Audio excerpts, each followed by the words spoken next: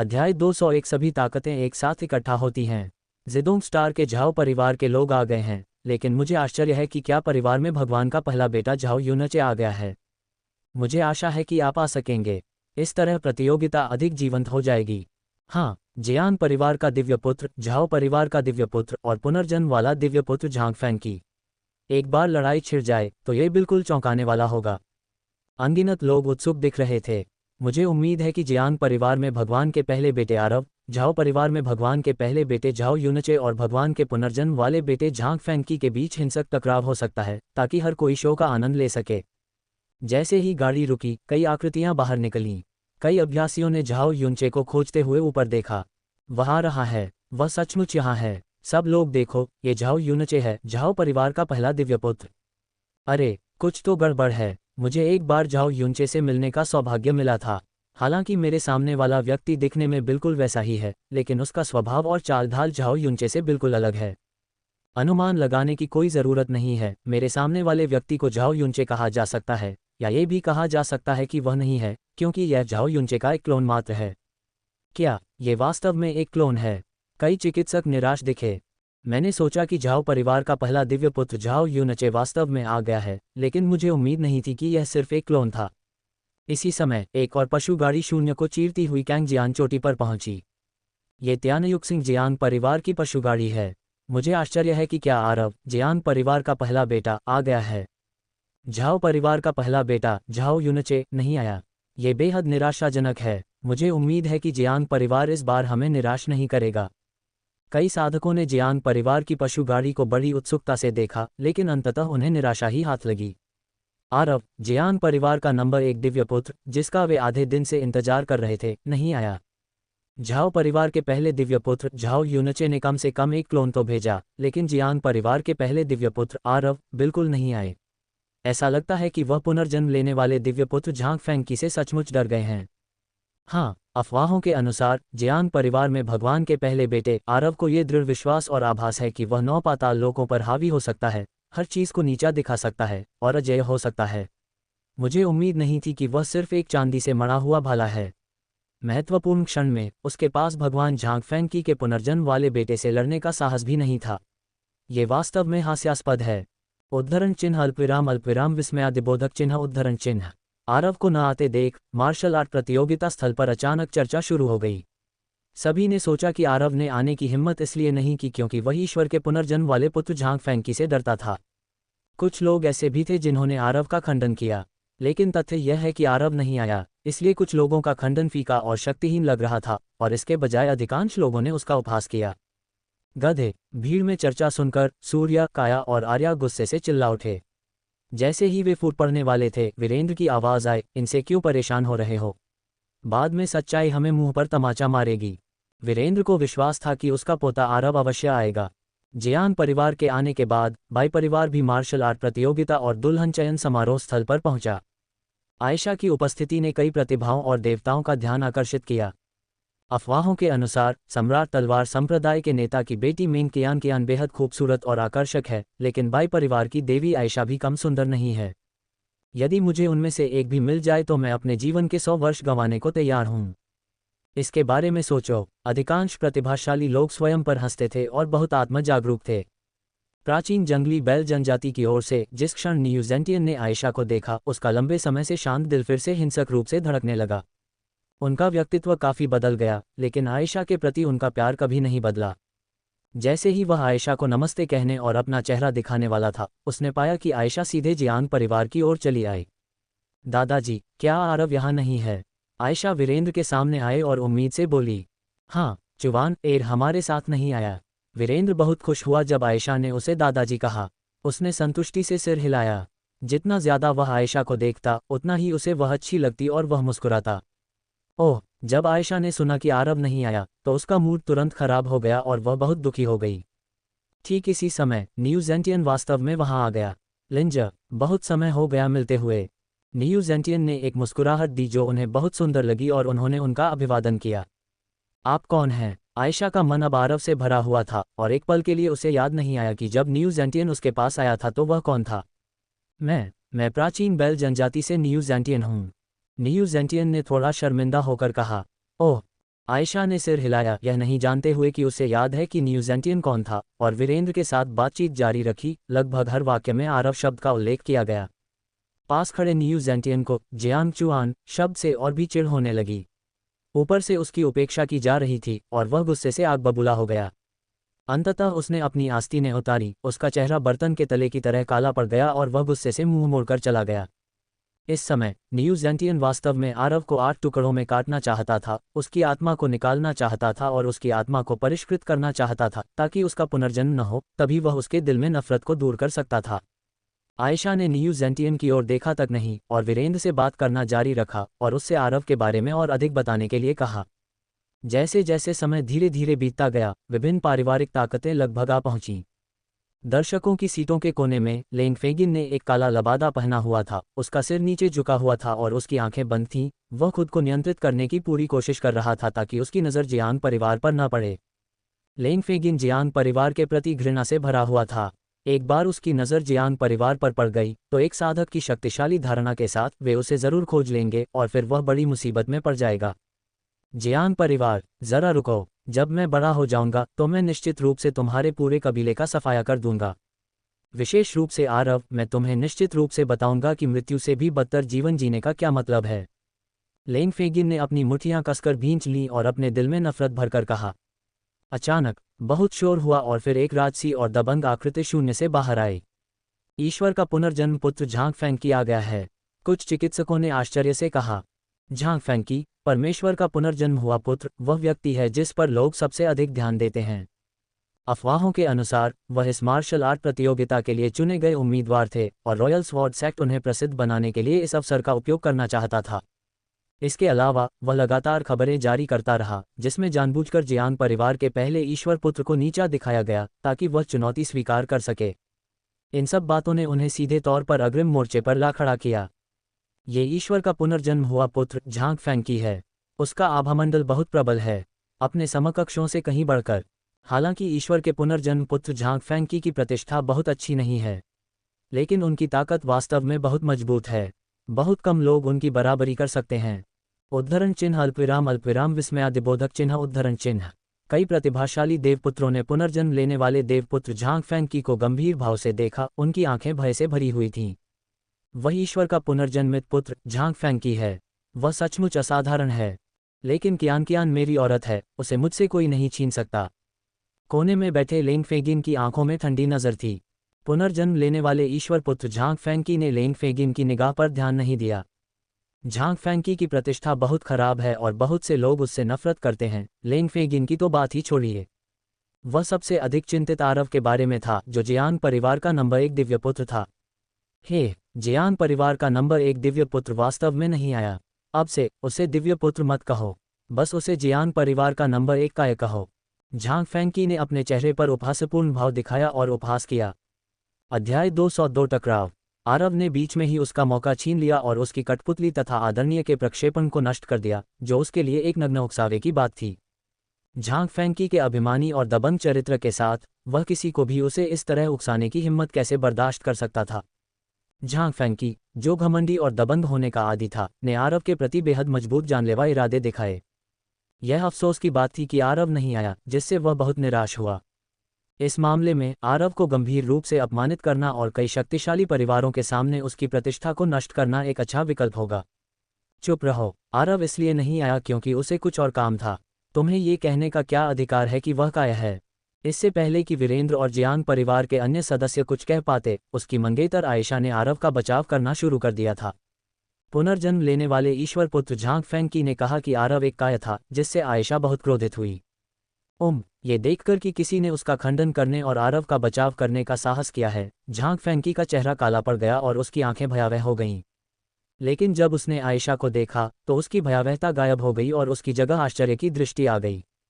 सुंदर, बहुत सुंदर, मुझे ये बहुत पसंद है। झांग फेंकी ने अपने होंठ चाटे और उसके चेहरे पर एक चमकदार और अश्लील मुस्कान आ गई। आयशा ने झांग फेंकी की बदनामी के बारे में बहुत पहले ही सुन लिया था, और दूसरे पक्ष ने तो यहाँ तक कहा था कि उसका मंगेतर आरव काया है। आयशा की आंखों में घोर घृणा की चमक थी और वह चाहती थी कि काश वह अपने सामने खड़े उस बेचारे को तलवार से काट पाती। भाई परिवार की देवी, अब से आपको मेरे हरम में शामिल होना होगा। झांग फैंकी के दिल में चाहत उमड़ रही थी।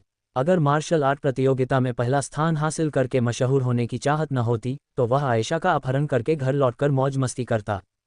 ऐसा नहीं है कि उसने पहले ऐसा नहीं किया है, और रॉयल स्वॉर्ड्स एक्ट वैसे भी उसे कवर करेगा। गधे, उसे हरम में ले जाओ। ये शब्द सुनकर आयशा को तुरंत बहुत गुस्सा आया। झांग फैंकी के प्रति घृणा के साथ उसने उसे अपने हाथ से थप्पड़ मारकर दूर कर दिया। धमाका, आध्यात्मिक ऊर्जा उमड़ रही थी, शून्य हिल रहा था और आयशा की हथेली, जिसमें समस्त प्रकृति की शक्ति थी, झांग फैंकी की ओर झुक रही थी। जैसा कि एक प्राकृतिक दिव्य शरीर से अपेक्षा की जाती है, वह अपने आक्रमणों को आशीर्वाद देने के लिए स्वर्ग और पृथ्वी की प्राकृतिक शक्तियों का आसानी से उपयोग कर सकता है। एक साधारण प्रतिभावान व्यक्ति इसका सामना करने में सक्षम नहीं हो सकता। कुछ चिकित्सकों ने आश्चर्य व्यक्त किया और आयशा की प्रशंसा की। ये देखकर झांग फैंकी के चेहरे पर शांति छा गई। उसने हाथ के एक झटके से आयशा के हमले को आसानी से नाकाम कर दिया। फिर उसने अपना शरीर हिलाया और सीधे आयशा के खूबसूरत चेहरे को छूने के लिए हाथ बढ़ाया, उसे छेड़ने के इरादे से। घृणास्पद, आयशा का चेहरा बदल गया और वह जल्दी से झांग फैंकी के गंदे हाथों से बचते हुए एक तरफ हट गई। हे, दिलचस्प। परमेश्वर के इस पुत्र को अपने साथ खेलने दो। जितना अधिक तुम विरोध करोगे, परमेश्वर का ये पुत्र उतना ही अधिक उत्साहित होगा। ये देखकर झांग फैंकी ने और भी तेजी से काम किया और कहा, आप मुझे अपना चेहरा छूने नहीं देंगे, लेकिन मैं छू लूंगा। आयशा का प्राकृतिक दिव्य शरीर लड़ाई में अच्छा नहीं है, लेकिन उपचार और सहायता करने में बेहतर है। इसलिए झांग फैंकी के अथक आक्रमण का सामना करते हुए आयशा भारी दबाव में थी और कदम दर कदम पराजित होती गई। हा, इस ईश्वर के पुत्र को औरतों को चुनौती देना पसंद है। तुम जितना विरोध करोगी, ये ईश्वर का पुत्र उतना ही ज्यादा उत्तेजित होगा। बस मेरी औरत बन जाओ। झांग फैंकी अब आयशा के साथ खिलवाड़ नहीं करना चाहता था और उसे वश में करके अपने हरम का हिस्सा बनाना चाहता था। क्या तुम सचमुच सोचते हो कि मेरा जियान परिवार अस्तित्व में नहीं है? आर्या की आंखें हत्या के इरादे से भरी हुई थीं। खैर, आयशा आरव की मंगेतर है, लेकिन अब झांग फैंकी उसे लगातार चिढ़ाता और धमकाता है। ये जियान परिवार के मुंह पर तमाचा है। वे इसे कैसे बर्दाश्त कर सकते हैं? जब आर्या गुस्से से भर गया और हमला करने के अलावा कुछ नहीं कर सका, एक विशाल ताड़ का पेड़ भयानक शक्ति के साथ आकाश से नीचे उतरा। क्या? झांग फैंकी, जो आयशा का अपहरण करने वाला था, अचानक नाराज हो गया। उसे महसूस हुआ कि इस हथेली में बेहद भयानक ऊर्जा है। झांग फैंकी गुस्से से दहाड़ा और तुरंत प्रतिरोध करने के लिए कार्रवाई की। धमाका, झांग फैंकी तोप के गोले की तरह जमीन पर गिर गया और लगभग कैंगजियान चोटी को तोड़ दिया। मार्शल आर्ट प्रतियोगिता स्थल पर एक क्षण के लिए सब कुछ शांत हो गया तथा कई अभ्यासकर्ता भयभीत हो गए। यह अकल्पनीय था कि परमेश्वर के पुनर्जन्म वाले पुत्र झांग फैंकी, जो इतना घमंडी था और अभी तक सभी को नीची नज़र से देखता था, उसे वास्तव में किसी ने जमीन पर पटक दिया। झांग फैंकी, ईश्वर के पुनर्जन्म पुत्र, आपका मूल स्वरूप बिल्कुल ऐसा ही है। एक चंचल आवाज सुनाई दी। स्विश, सभी की निगाहें तुरंत उस दिशा की ओर मुड़ गईं जिधर से आवाज आ रही थी। सबकी आंखों में दिव्य प्रकाश से नहाए एक आकृति प्रकट हुई। वह अत्यंत सुंदर और संसार में अद्वितीय थी, मानो देवताओं के लोक से उतरी कोई पूर्ण निर्वासित अमर मूर्ति हो। हाँ, ये जियान परिवार का पहला दिव्य पुत्र है। जियान परिवार का पहला दिव्य पुत्र यहाँ है। यह एक अच्छा शो होने वाला है। उद्धरण चिन्ह अल्पविराम विस्मयादिबोधक चिन्ह उद्धरण चिन्ह। आरव की उपस्थिति से तुरंत हंगामा मच गया। जब से पुनर्जन्म वाले ईश्वर पुत्र झांग फैंकी ने जियान परिवार के नंबर 1 ईश्वर पुत्र आरव को चुनौती देने की खबर जारी की, तब से लोग ये खबर सुनने के लिए उत्सुक होने लगे कि आरव ने चुनौती स्वीकार कर ली है। दुर्भाग्यवश आरव द्वारा चुनौती स्वीकार करने की खबर कभी नहीं सुनी गई। इसके परिणामस्वरूप कुछ शक्तिशाली परिवारों ने, जो जियान परिवार के प्रति द्वेष रखते थे, आरव की प्रतिष्ठा को बर्बाद करने के लिए उसकी हत्या तक की निंदा करनी शुरू कर दी। और अब आरव प्रकट हुआ, पहले जैसा ही दबंग और शक्तिशाली।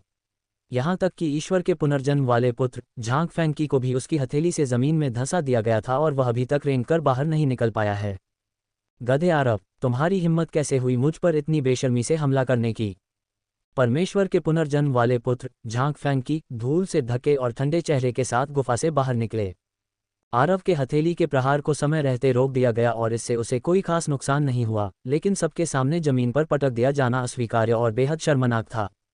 हे, हा, चुपके से हमला, ये तो मज़ेदार है। क्या मुझे चींटी पर भी चुपके से हमला करना होगा? आरव ने अपने माथे पर हाथ फेरा और बेकाबू होकर हंसने लगा, मानो उसने कोई मज़ेदार चुटकुला सुन लिया हो। उनके शब्द और अभिव्यक्तियां परमेश्वर के पुनर्जन्म वाले पुत्र झांग फैंकी के प्रति तिरस्कार और घृणा से भरी थीं। ऐसा इसलिए नहीं है कि आरव घमंडी है, बल्कि इसलिए है कि उसने हमेशा अपनी अजेयता पर विश्वास किया है। ये देखकर झांग फैंकी का चेहरा पीला पड़ गया और उसका पूरा शरीर गुस्से से कांपने लगा। इससे पहले किसी ने उससे इस तरह बात करने की हिम्मत नहीं की थी। यह मेरी आयशा का मंगेतर है। आयशा ने आरव को उत्साह से देखा, उसकी आंखें कोमलता और स्नेह से भरी थीं। इस समय उसकी आंखों में किसी और के लिए जगह नहीं थी, केवल आरव था। दर्शकों में बैठे न्यू जेंटियन की नज़र आयशा पर थी। आरव के प्रति आयशा का रवैया देखकर उसने अपने प्रति आयशा के रवैये के बारे में सोचा। न्यू जेंटियन इतना ईर्ष्यालु था कि पागल होने वाला था। अगर उसका व्यक्तित्व थोड़ा शांत न होता तो वह बिना किसी परवाह के आरव को चुनौती देने मंच पर चला जाता। ये वही है, वह वही है। हालांकि जियांग चुआन का रूप थोड़ा बदल गया था, मोली ने एक नज़र में पहचान लिया कि जियांग चुआन ही वह लड़का था जिसने उसे 3 चालों में हरा दिया था। जियान परिवार का पहला दिव्य पुत्र वास्तव में असाधारण है, मोकिंग ने गंभीर चेहरे से कहा। हाँ, तुम में बहुत गति है, लेकिन मेरे वास्तविक रूप की तुलना में इसमें अभी भी थोड़ी कमी है। झाओ परिवार के पहले दिव्य पुत्र झाओ युनचे के क्लोन ने अपनी बाहें मोड़ लीं, उदासीन देखा और फुसफुसाया। दर्शकों के बीच कोने में बैठे लेंग फेगिन ने आरव को आते देखा। उसकी भावनाएं तेजी से बदल गईं और वह जानलेवा इरादे से भर गया, लगभग अपनी उपस्थिति जाहिर कर रहा था। सौभाग्य से उसने समय रहते खुद को ढाल लिया। उस समय उसका पहला लक्ष्य शाही तलवार संप्रदाय का दामाद बनना था। केवल इसी तरह वह आरव से मुकाबला करने के योग्य हो पाता। अध्याय 203 संप्रभुता और दोषी विवेक की घोषणा। आरव के आगमन के कारण दुल्हन के लिए आयोजित मार्शल आर्ट प्रतियोगिता का स्थल हलचल और शोर से भर गया। तुमने मुझे चींटी कहा। जियान परिवार का पहला ईश्वर पुत्र सचमुच घमंडी और दबंग है। तुम्हें नहीं लगता कि तुम मेरी किसी कठपुतली को नष्ट करके मुझे आसानी से हरा सकते हो, है ना? झांग फैंकी ने ठंडे चेहरे के साथ आरव की ओर अपनी तलवार तान दी और ठंडी आवाज में बोला। ओह! आरव ने ध्यान दिए बिना तिरस्कारपूर्वक मुस्कुराया। उसने झांग फैंकी को ऐसे देखा जैसे वह कोई चींटी हो। झांग फैंकी की आंखों में गुस्सा था और किसी ने भी उसे चींटी कहने की हिम्मत नहीं की थी। उसके चारों ओर का आभामंडल उमड़ पड़ा, मानो कोई परमाणु बम फटने वाला हो, जो जियांग चुआन को पूरी तरह से नष्ट करने के लिए तैयार हो। खांसी खांसी। झांग फैंकी के कानों में अचानक खांसी की आवाज़ सुनाई दी। खांसी की आवाज़ सुनकर झांग फैंकी चौंक गया। आरव को गौर से देखने के बाद उसने अपना गुस्सा शांत करने की कोशिश की। शादी के लिए प्रतिस्पर्धा अभी शुरू नहीं हुई है, तो इस तरह लड़ने का क्या मतलब है? ये देखकर कि झांग फैंकी अचानक शांत हो गया, आरव भी उसके विचारों को समझ गया। वह उदासीनता से मुस्कुराया और जियांग परिवार के स्थान की ओर चल पड़ा। चाहे हम युद्ध अभी शुरू करें या बाद में, परिणाम नहीं बदलेगा। इसमें कोई शक नहीं कि झांग फैंकी असफल होगा। यह आरव के खुद पर अटूट विश्वास को दर्शाता है। जब आसपास खड़े अनेक साधकों ने देखा कि दोनों के बीच लड़ाई अचानक बंद हो गई, तो उनकी आंखों में अतृप्त संतुष्टि का भाव भर आया। आरव, जियांग परिवार का पहला ईश्वर पुत्र, मजबूत और दबंग था और उसने ईश्वर के पुनर्जन्म वाले पुत्र झांग फैंकी के अहंकार को सीधे दबा दिया। मैं नहीं जानता कि आरव दुल्हन जीतने के लिए इस मार्शल आर्ट प्रतियोगिता में भाग लेगा या नहीं। यदि आप इसमें भाग लेंगे तो आपको देखने के लिए एक अच्छा शो मिलेगा। आरव की पीठ को देखते हुए परमेश्वर के पुनर्जन्म वाले पुत्र झांग फैंकी का गुस्सा बढ़ता गया तथा वह अधिकाधिक असहज महसूस करने लगा। सबके सामने उसने खुद पर गोली चलाकर कैंग जियान चोटी को लगभग तोड़ ही दिया था। हालांकि चोट गंभीर नहीं थी, लेकिन यह उसकी प्रतिष्ठा के लिए कलंक था। कितनी शर्मनाक बात है। जब वह अपनी असली युद्ध शक्ति दिखाने और आरव से लड़ने ही वाला था कि अचानक शाही तलवार संप्रदाय के शीर्ष नेताओं ने उसे रोक दिया। वह खुद को बेहद क्रोधित महसूस कर रहा था। उसने पहले कभी ऐसा अपमान नहीं सहा था। जरा ठहरो, मैं तुम्हें टुकड़ों में काट दूंगा और तुम्हारी आत्मा को निकालकर तुम्हारी आत्मा को परिष्कृत करूंगा। तुम्हें अनंत काल तक सबसे दर्दनाक यातना सहनी पड़ेगी। झांग फैंकी ने घृणा से अपने दांत पीस लिए, अपनी आस्तीनें उतारी और उदास चेहरे के साथ शाही तलवार संप्रदाय की सीट पर बैठ गया, लेकिन उसकी क्रूर और ठंडी आंखें हमेशा आरव पर टिकी रहीं। झांग फैंकी की द्वेषपूर्ण घृणा भरी निगाहों को महसूस करते हुए आरव, जो जियान परिवार के स्थान की ओर जा रहा था, अचानक मुड़ा और झांग फैंकी को अंगूठा नीचे करके इशारा किया। हाँ, ये तुम ही हो जिनसे मैं घृणा करता हूँ। झांग फैंकी ने ये देखकर लगभग क्रोधित हो गया। अगर शाही तलवार संप्रदाय के शीर्ष नेताओं ने उसे रोकने की कोशिश न की होती तो वह दौड़कर आरव से लड़कर उसे मार डालता। ये देखकर साधकों का एक समूह जो इस मस्ती को देखने के लिए उत्सुक था, शोर मचाने लगा, लेकिन अंत में वे आरव और झांग फैंकी को लड़ने के लिए राजी नहीं कर पाए और साधक निराश हो गए। उस सीट पर वापस लौटे जो जियांग परिवार की है। प्रभु परमेश्वर के पुत्र सूर्या, जियांग यू, काया और आर्याकू ने एक ही समय में आरव को प्रणाम किया। उनके चेहरे बहुत खुश दिख रहे थे। ये खबर कि ईश्वर का पुनर्जन्म हुआ पुत्र झांग फैंकी, जियांग परिवार के प्रथम ईश्वर पुत्र, आरव को चुनौती दे रहा है, जंगल की आग की तरह फैल रही थी। लगभग हर पल ऐसे लोग होते हैं जो जानबूझकर आरव को बदनाम करते हैं, और यहाँ तक कि जियांग परिवार को भी बदनाम करते हैं। जियांग परिवार के शीर्ष अधिकारी तो शांति से निपट गए, लेकिन जियांग परिवार की जोशीली युवा पीढ़ी इसे बर्दाश्त नहीं कर सकी। वे या तो लड़ते थे या बहस करते थे, लेकिन फिर भी वे किसी को जानबूझकर आरव और जियांग परिवार को बदनाम करने से नहीं रोक पाए। अब जियांग परिवार के भगवान के पहले पुत्र आरव प्रकट हुए हैं, और उन्होंने भगवान के पुनर्जन्म पुत्र झांग फैंकी के खिलाफ कड़ी टक्कर दी है और उनका फायदा उठाया है। सभी अफवाहों का खंडन किया गया है।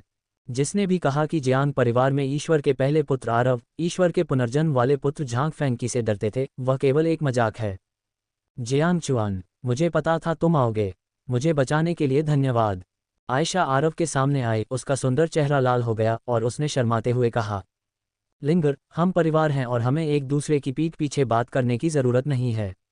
तुम मेरी मंगेतर हो और तुम्हें बचाना मेरा कर्तव्य है। मुझे धन्यवाद देने की कोई ज़रूरत नहीं है। आरव ने हल्के से मुस्कुराकर हाथ हिलाया और कहा, हम एक परिवार हैं। आयशा ने अपना सिर नीचे कर लिया, उसका सुंदर चेहरा और भी लाल हो गया, और यहाँ तक कि उसके पूरे शरीर में फैलने की प्रवृत्ति थी। इस समय एक अद्भुत सुंदरी वहाँ आई। श्रीमान ईश्वर पुत्र, पिछली बार आपके साथ एक ही कमरे में होना, पियानो बजाना, चित्रकारी करना और अतीत और वर्तमान पर चर्चा करना यीफी के लिए एक आशीर्वाद था।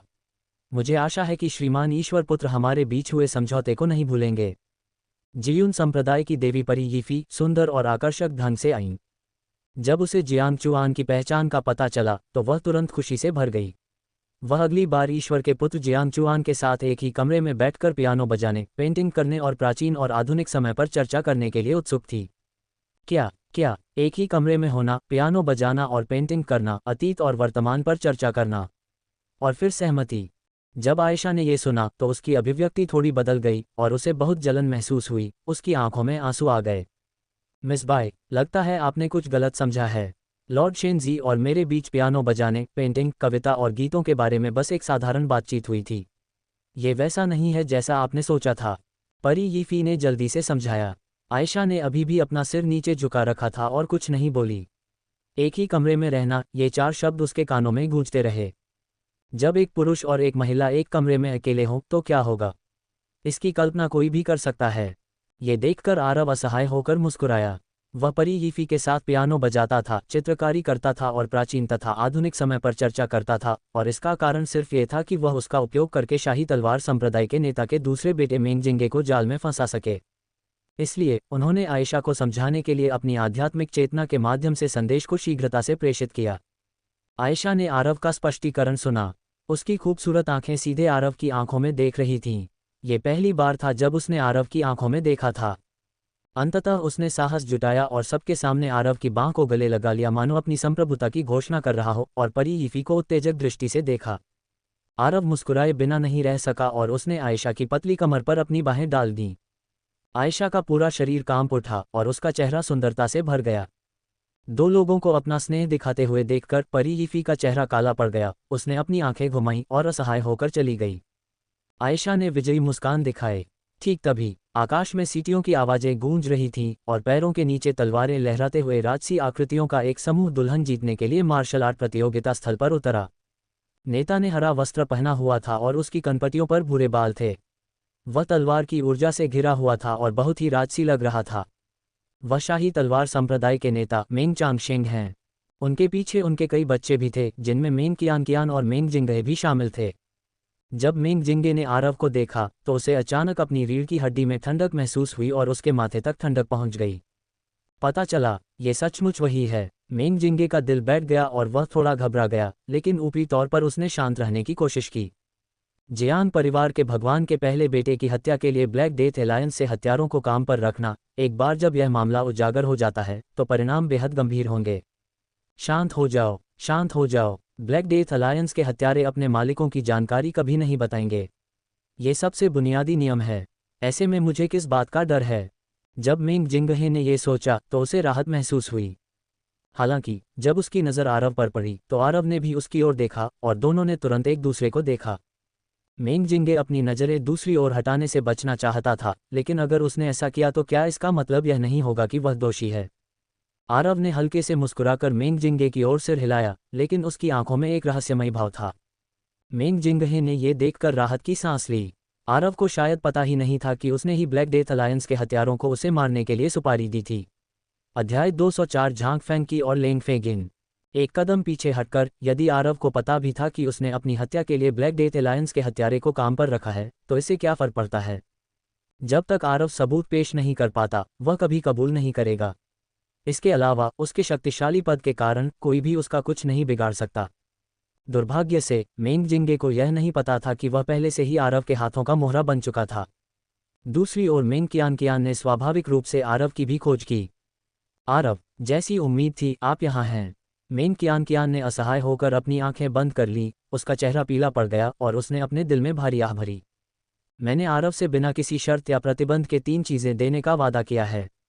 अगर आरव कोई ज़रूरत से ज़्यादा मांग करे तो मुझे क्या जवाब देना चाहिए। इसलिए जब उसने जियांग चुआन को देखा तो उसे ऐसा लगा जैसे चूहे को बिल्ली दिख गई हो। वह बहुत ही अस्वाभाविक लग रही थी और यहाँ तक कि उसे भागने का मन भी कर रहा था। क्या वह शाही तलवार संप्रदाय की सबसे बड़ी बेटी मेंग कियान है? वह वास्तव में एक सुंदरी है। मुझे उस पर और भी अधिक दया आती है। यह मेरे सपनों का आदर्श प्रेमी है। जब तक मैं मार्शल आर्ट प्रतियोगिता में प्रथम स्थान प्राप्त करता हूँ, मुझे न केवल एक ऐसी सुंदर स्त्री मिलेगी जो इतनी सुंदर है कि मैं उस पर दया कर सकूं, बल्कि मैं शाही तलवार संप्रदाय का दामाद भी बन जाऊंगा। लाभ तो स्वयं स्पष्ट हैं। मुझे बस यह आश्चर्य है कि मार्शल आर्ट प्रतियोगिता में पहला पुरस्कार कौन जीतेगा। रॉयल स्वॉर्ड संप्रदाय का दामाद बनेगा और सुंदरी से शादी करेगा। कई अभ्यासियों ने मेंग कियान को उभरा आंखों से देखा। इस समय कई प्रतिभाओं और देवताओं की नज़र में मेंग कियान सिर्फ एक छोटा मेमना था जो भेड़ियों से लड़ने का इंतजार कर रहा था। फलता फूलता लेंग फेगिन, जो दर्शकों के कोने में बैठा था, उस व्यक्ति को आश्चर्य और उत्साह से देख रहा था जिसके बारे में वह दिन रात सोचता रहता था। मेंग कियान उसकी औरत है। चाहे कुछ भी हो, वह किसी और को उसे छूने नहीं देगा। सब लोग चुप हो जाओ। कृपया मेरी बात सुनो। मैं बहुत सम्मानित महसूस कर रहा हूं कि आप मेरी बेटी के लिए आयोजित मार्शल आर्ट प्रतियोगिता में भाग लेने के लिए इतनी दूर से यहां आए हैं। आज, जब तक 100 वर्ष से कम आयु का ईश्वर का पुत्र मार्शल आर्ट प्रतियोगिता में प्रथम स्थान जीत सकता है, वह हमारे शाही तलवार संप्रदाय का दामाद बन सकता है। मैं अब घोषणा करता हूं कि दुल्हन चुनने के लिए मार्शल आर्ट प्रतियोगिता आधिकारिक तौर पर शुरू हो गई है। ईश्वर के प्रिय स्वर्गीय गौरवशाली पुत्रों, अब आपकी बारी है प्रदर्शन करने की। शाही तलवार संप्रदाय के नेता मेंग चांगशेंग की आवाज़ दूर दूर तक फैल गई और दुल्हन जीतने के लिए मार्शल आर्ट प्रतियोगिता आधिकारिक तौर पर शुरू हो गई। हा, पहले मुझे जाने दो। मैं लंबे समय से मिस कियान की प्रशंसक रही हूँ। अब जब मैंने उन्हें देखा है तो मैं बहुत हैरान हूँ। वे अफवाहों से भी ज़्यादा खूबसूरत हैं। एक सफ़ेद वस्त्र में एक सुंदर युवक सीधे मंच पर कूद गया, एक मुस्कुराहट दिखाते हुए जो उसे लगा कि वह बहुत सुंदर थी। मेंग कियान को देखा और झुककर कहा, वह एक प्रथम श्रेणी का बल है, फ्लाइंग ईगल संप्रदाय का प्रतिभाशाली व्यक्ति। अफवाहों के अनुसार उसकी तलवारबाजी शानदार है और उसकी ताकत बहुत मजबूत है। कुछ चिकित्सकों ने गहरी आवाज में कहा। दुर्भाग्य से मेंग कियान ने फेंग संप्रदाय की प्रतिभा को देखने की भी जहमत नहीं उठाई, जिससे उसे शर्मिंदगी और गुस्सा महसूस हुआ।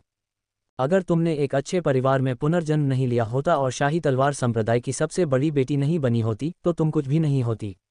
तुम्हारी हिम्मत कैसे हुई मुझे नीची नज़र से देखने की। फ्लाइंग ईगल गेट का युवक बहुत गुस्से में था। हे कचरा, झांग फैंकी ने व्यंग्य किया और सीधे उंगली उठाए। भिन भिनाओ। एक तेज तलवार की किरण सीधे उड़ते हुए ईगल संप्रदाय के युवक की ओर चली। तलवार की रोशनी में निहित भयानक शक्ति और जानलेवा आभा को महसूस करते हुए फ्लाइंग ईगल गेट के युवक की अभिव्यक्ति में भारी बदलाव आया और उसने सीधे अपनी सबसे मजबूत तलवार चाल का इस्तेमाल किया। झांग फैंकी ने सहजता से जिस तलवार की रोशनी की ओर इशारा किया, वह बेहद शक्तिशाली और अजेय थी। फिरंग संप्रदाय का वह युवक अपनी सबसे शक्तिशाली तलवार चाल भी इस्तेमाल करे तो भी वह उसका विरोध नहीं कर सकता था। धमाका। उड़ते हुए बाज संप्रदाय के युवक की तलवार तुरंत छाती में घुस गई और वह पीछे की ओर उड़ गया। उड़नबाज संप्रदाय के शीर्ष नेता तुरंत जांच करने आए और पाया कि युवक की साधना नष्ट कर दी गई है। उनके चेहरे तुरंत बेहद बदसूरत हो गए और वे कुछ कहना चाहते थे, लेकिन परमेश्वर के पुनर्जन्म वाले पुत्र झांग फैंकी और फिर शाही तलवार संप्रदाय के नेता को देखने के बाद फ्लाइंग ईगल संप्रदाय के शीर्ष नेताओं ने भारी आह भरी और केवल खुद को बदकिस्मत मान सकते थे और दूर हो गए।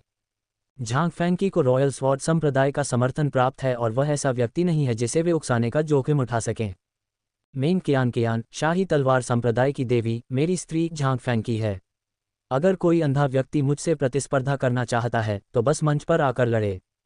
बस एक याद दिला रहा हूं, मैं तुम्हें जोर से मारने वाला हूं। अगर तुम्हें मौत का डर नहीं है तो ऊपर आ जाओ। झांग फैंग की एक हाथ में तलवार पकड़े हुए मंच पर कूद पड़े और वहां उपस्थित सभी प्रतिभाशाली लोगों और देवताओं के पुत्रों पर एक दबंग और तेज निगाह से, एक आक्रामक नज़र से देखा। क्या बात है, मेन कियान मेरी लेंग फेगिन की औरत है और कोई भी उसे मुझसे दूर नहीं कर सकता। दर्शकों की सीटों के कोने में एक भयावह आभा फैल गई जिसने सबका ध्यान अपनी ओर आकर्षित कर लिया। लेंग फेगिन का चेहरा दृढ़ था और उसके शब्द शक्तिशाली थे। वह इतने लंबे समय से सिर्फ आज के लिए ही अभ्यास कर रहा है। ये व्यक्ति कौन है? इसकी हिम्मत कैसे हुई कि वह इतने अहंकार से बोले और परमेश्वर के पुनर्जन्म पुत्र झांग फैंकी को चुनौती दे? क्या वह अब और जीना नहीं चाहता? ऐसा लगता है कि वह लेंग फेगिन है, जो फ्रॉस्ट जनजाति के नेता का बेटा है, जिसका सफाया कर दिया गया है। हे, क्या वह इतना दुस्साहसी है? एक ऐसे व्यक्ति की हिम्मत कैसे हुई जिसका कुल नष्ट हो चुका है कि वह ईश्वर के पुनर्जन्म वाले पुत्र झांग फैंकी के खिलाफ लड़े? उसके दिमाग में जरूर कुछ गड़बड़ है। कई चिकित्सक तिरस्कारपूर्ण दिख रहे थे और उनके शब्द तीव्र व्यंग्य से भरे हुए थे। मुझे कहना होगा कि लेंग फेगिन वाकई बहुत साहसी है। वह अपनी क्षमताओं को बढ़ा चढ़ाकर आंक रहा है और पुनर्जन्म लेने वाले ईश्वर पुत्र झांग फैंकी को चुनौती दे रहा है। वह बस मौत की तलाश में है। हे, हा, ऐसा लगता है कि मेरे साथियों के दिलों में मेरी निवारक शक्ति कम हो गई है। मुझे उम्मीद नहीं थी कि कुछ अज्ञानी लोग मुझे चुनौती देने की हिम्मत करेंगे। कितना मज़ेदार है। झांग फैंकी ने अपनी बाहें पार कर ली, उसकी आंखों में गुस्सा झलक रहा था। उसने लेंग फेगिन को एक गहरा सबक सिखाने का फैसला किया है और उसे गुस्सा दिलाने के दुखद परिणामों से अवगत कराने का निर्णय लिया है। लेंग फेगिन को आते देख आरव मुस्कुराया, पीछे झुक गया और लेंग फेगिन और झांग फैंकी को दिलचस्पी से लड़ते हुए देखने लगा। पवन गीत। जिस क्षण मेंग कियान ने लेंग फेगिन को देखा, उसे लगा जैसे उसका पूरा दिल पिघल गया। हालांकि उसने कहा कि वह नहीं चाहती थी कि लेंग फेगिन जोखिम उठाए, लेकिन जब लेंग फेगिन वास्तव में आया तो उसे अचानक एक अवर्णनीय भावना महसूस हुई। कियान, क्या तुम उसे जानते हो? मेंग चांगशेंग ने मेंग कियान के बारे में कुछ अजीब बात देखी और सीधे पूछा। हाँ, हम एक बार मिले थे। मेंग कियान ने ज्यादा कुछ नहीं कहा, बस घबराहट से अखाड़े की तरफ देखा। सच कहूं तो उसने लेंग फेगिन को चिंता से देखा। उसे डर था कि कहीं ईश्वर के पुनर्जन्म वाले पुत्र झांग फैंकी उसे चोट न पहुंचा दें। मैदान में लेंग फेगिन झांग फैंकी के विपरीत दिशा में आ गया। दोनों लोगों के बीच गति का टकराव हुआ और तुरंत हवा के झोंके में बदल गया, जो चारों दिशाओं में फैल गया। झांग फैंकी, तुम एक बदमाश हो। कियान से शादी करने के लिए तुम्हारे पास क्या योग्यता है? क्या तुम्हें कोई आत्म जागरूकता नहीं है? लेंग फेगिन ने ठंडे भाव से कहा। हा, कितना मज़ेदार है। तुमने तो कहा था कि मुझे आत्म जागरूकता नहीं है। तुम अपने आप को क्या समझते हो? कुछ भी नहीं। झांग फैंकी की आंखें जानलेवा इरादे से भरी हुई थीं। हंफ, तो फिर आज मुझे तुम्हारे ऊपर कदम रखने दो, दुनिया भर में मशहूर हो जाओ, कियान से शादी कर लो और शाही तलवार संप्रदाय का दामाद बन जाओ। लेंग फेगिन ने गुस्से से कहा। उसने एक भव्य स्वर्ण कवच पहना हुआ था जिसमें दिव्य आभा थी और हाथ में एक स्वर्णिम तलवार लिए हुए था। उसकी आभा उमड़ रही थी, मानो युद्ध का कोई देवता अवतरित हो गया हो। डार्क स्टार हेलफायर कबीले की तकनीक। झांग फैंकी थोड़ा हैरान हुआ। क्षेत्र के लिहाज से लेंग फेगिन उससे बिल्कुल भी कमतर नहीं था। अध्याय 205 लेंग फेगिन की हार। क्या यही तुम्हारा आत्मविश्वास है कि तुम विदेशी कौशल का अभ्यास कर रहे हो? तुम्हें नहीं पता कि कैसे जीना है और कैसे मरना है। एक ही दायरे में होने का मतलब एक जैसी ताकत होना नहीं है। झांग फैंकी ने व्यंग्य किया। जाहिर है उसे खुद पर बहुत भरोसा था।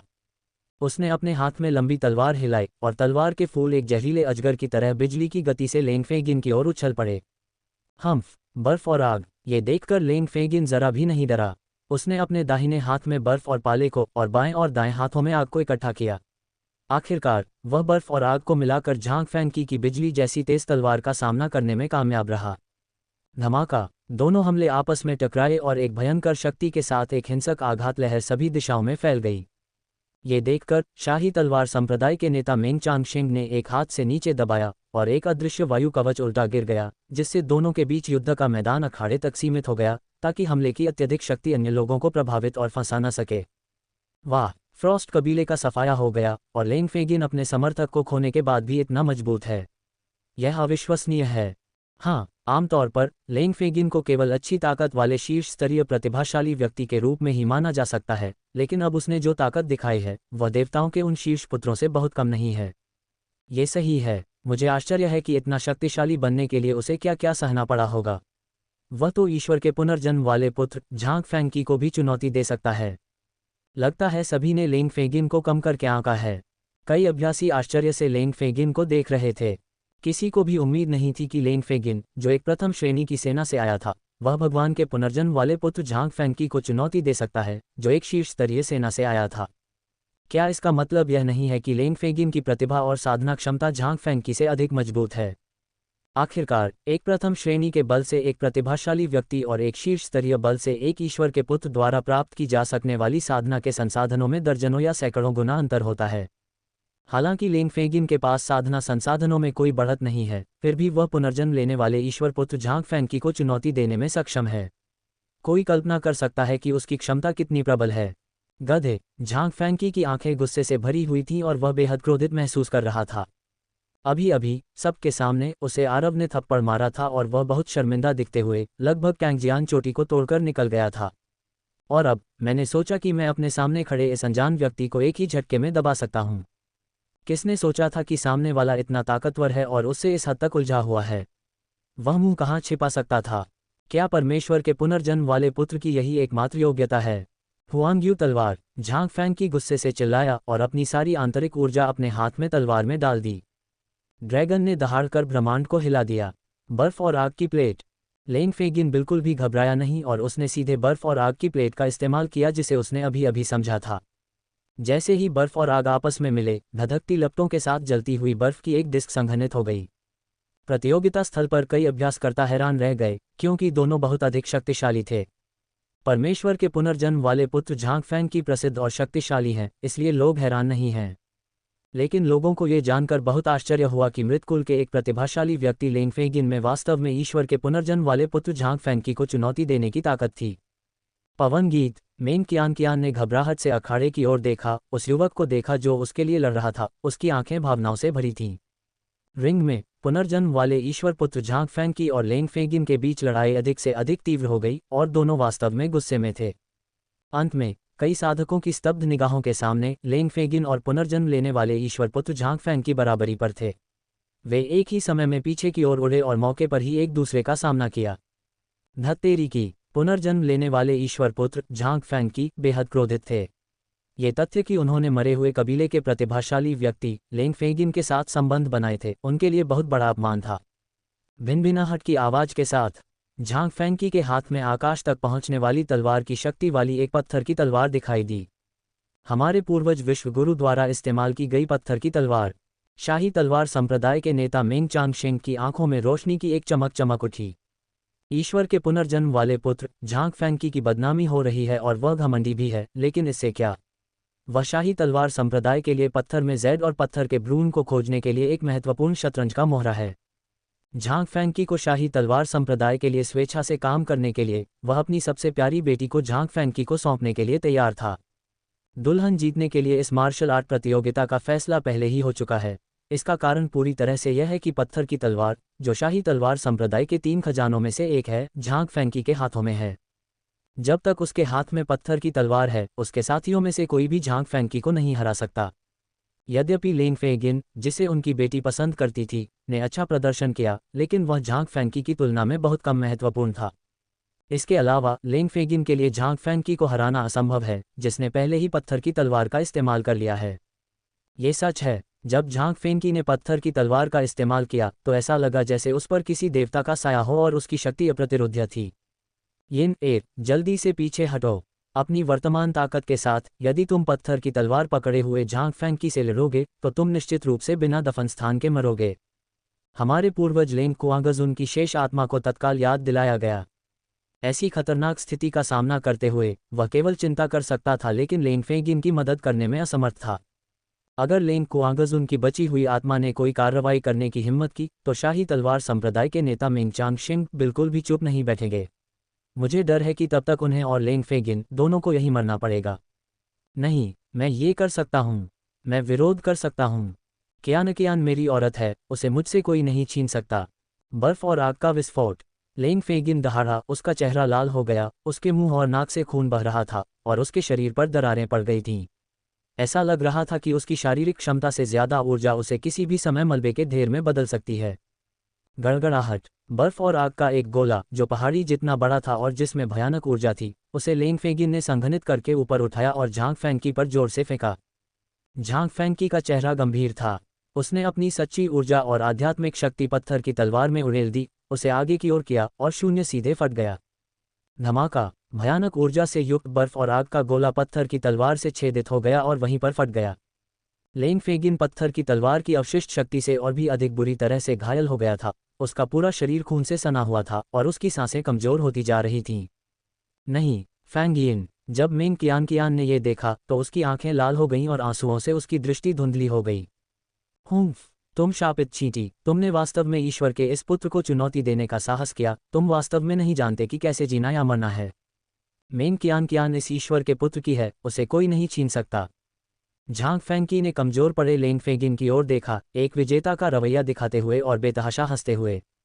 झांग फैंग क्यूई, उसकी हिम्मत कैसे हुई अपनी प्रेमिका को इस हालत में पहुंचाने की? मेंग कियान की आंखें नफरत से भर गईं।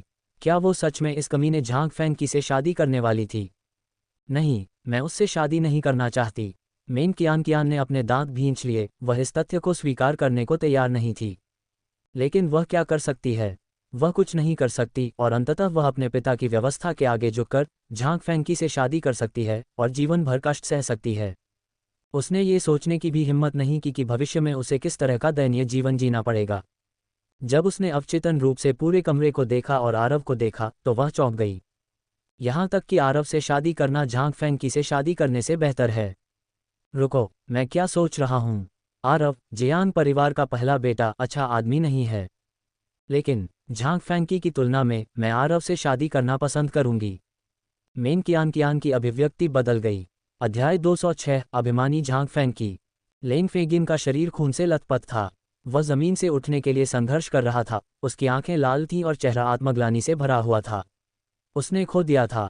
वह जियांग परिवार के नंबर 1 दिव्य पुत्र आरव को हराने में असमर्थ रहा और अपनी मंगेतर हुओ की रक्षा करने में भी असफल रहा।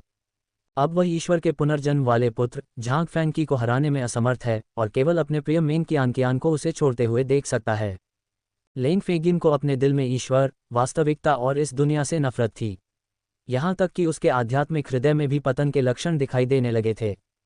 ताकत के मामले में लेंग फेगिन अपने साथियों के बीच कमजोर नहीं है। यदि झांग फैंकी को शिजियान की मदद नहीं मिलती तो ये कहना मुश्किल होता कि कौन जीतेगा या कौन हारेगा। दुर्भाग्यवश ये भाग्य है और इस पर हमारा कोई नियंत्रण नहीं है। झांग फैंकी, जिसके पास पत्थर की तलवार है, को पूर्ण लाभ प्राप्त है। ये भी महत्वपूर्ण कारण है कि शाही तलवार संप्रदाय के नेता मेंग चांगशिंग को विश्वास है कि झांग फैंकी मार्शल आर्ट प्रतियोगिता में पहला स्थान जीत सकते हैं। लेंग फेगिन की हार को देखकर अधिकांश चिकित्सकों ने निराशा में अपना सिर हिलाया। विभिन्न संकेतों के माध्यम से उन्होंने देखा है कि लेंग फेगिन और मेंग कियान प्रेमी होने चाहिए। यदि पुस्तक में दी गई कहानी का अनुसरण किया गया होता तो लेंग फेगिन को सफलतापूर्वक पलटवार करने, मेंग कियान से शादी करने और अपने जीवन के शिखर तक पहुंचने में सक्षम होना चाहिए था। दुर्भाग्यवश पुस्तक की कहानी यथार्थवादी नहीं है और वास्तविक अंत कई लोगों को हतप्रभ कर देता है। लेंग फेगिन हार गया था और मेंग कियान जल्द ही शादी करने वाला था, इसलिए उसने मेंग कियान को पूरी तरह से याद किया। हे, हा, अगर कोई और लेने से इनकार करे तो बस ऊपर आ जाओ और मैं सबको ले जाऊंगा। झांग फैंकी ने बेतहाशा हंसते हुए कई प्रतिभाशाली लोगों और देवताओं के पुत्रों की ओर देखा। किसी की भी उसकी तरफ देखने की हिम्मत नहीं थी और सब डरे हुए थे। झांग फैंकी की ताकत पूरी तरह से जाहिर हो चुकी थी और वे उसे हरा नहीं सकते थे। प्राचीन जंगली बैल जनजाति के भगवान के पुत्र न्यू जेंटियन, जिदोंगक्सिंग के झाओ परिवार और डूम्सडे माउंटेन के मोली और मोकिंग, वे सभी इंपीरियल तलवार संप्रदाय द्वारा आमंत्रित किए गए थे और उनका इंपीरियल तलवार संप्रदाय का दामाद बनने का कोई इरादा नहीं था। ये देखकर कि किसी ने कोई प्रतिक्रिया नहीं दी, झांग फैंकी और भी अधिक घमंडी हो गया। कियान, देखो, ये तुम्हारे आदमी की निवारक शक्ति है। झांग फैंकी ने मुड़कर मेंग कियान को देखा और वास्तव में सबके सामने उसे एक चुंबन दिया। मेंग कियान ने घृणा से अपना सिर घुमा लिया और लगभग उल्टी कर दी। उसे वास्तव में झांग फैंकी से घृणा महसूस हुई। वह बदसूरत है और उसका व्यक्तित्व खराब है। अगर उसे शाही तलवार संप्रदाय के 3 खजानों में से एक पत्थर की तलवार न मिली होती और वह शाही तलवार संप्रदाय के पूर्वज जैसा न दिखता तो उसके पिता अब तक झांग फैंकी को कैसे बर्दाश्त कर पाते और उससे शादी भी कैसे कर पाते। सच कहूं तो इस समय मेंग कियान झांग फैंकी की बजाय आरव से शादी करना पसंद करेगी। हालांकि आरव कपटी, चालाक, नीच और बेशर्म है, लेकिन वह अपने दुश्मनों के साथ ऐसा ही व्यवहार करता है। जहां तक अपने लोगों के साथ उसके व्यवहार का सवाल है, किसी ने भी उसके बारे में कभी कुछ बुरा नहीं कहा। इसके अलावा वह सुंदर और आंखों को भाने वाला है, बदसूरत झांग फैंकी से कहीं बेहतर। अगर उसे चुनने को कहा जाए तो वह निश्चित रूप से आरव को चुनेगी। मेन कियान कियान को लग रहा था कि अगर उसे हर समय झांग फैंकी का सामना करना पड़े तो वह पागल हो जाएगी।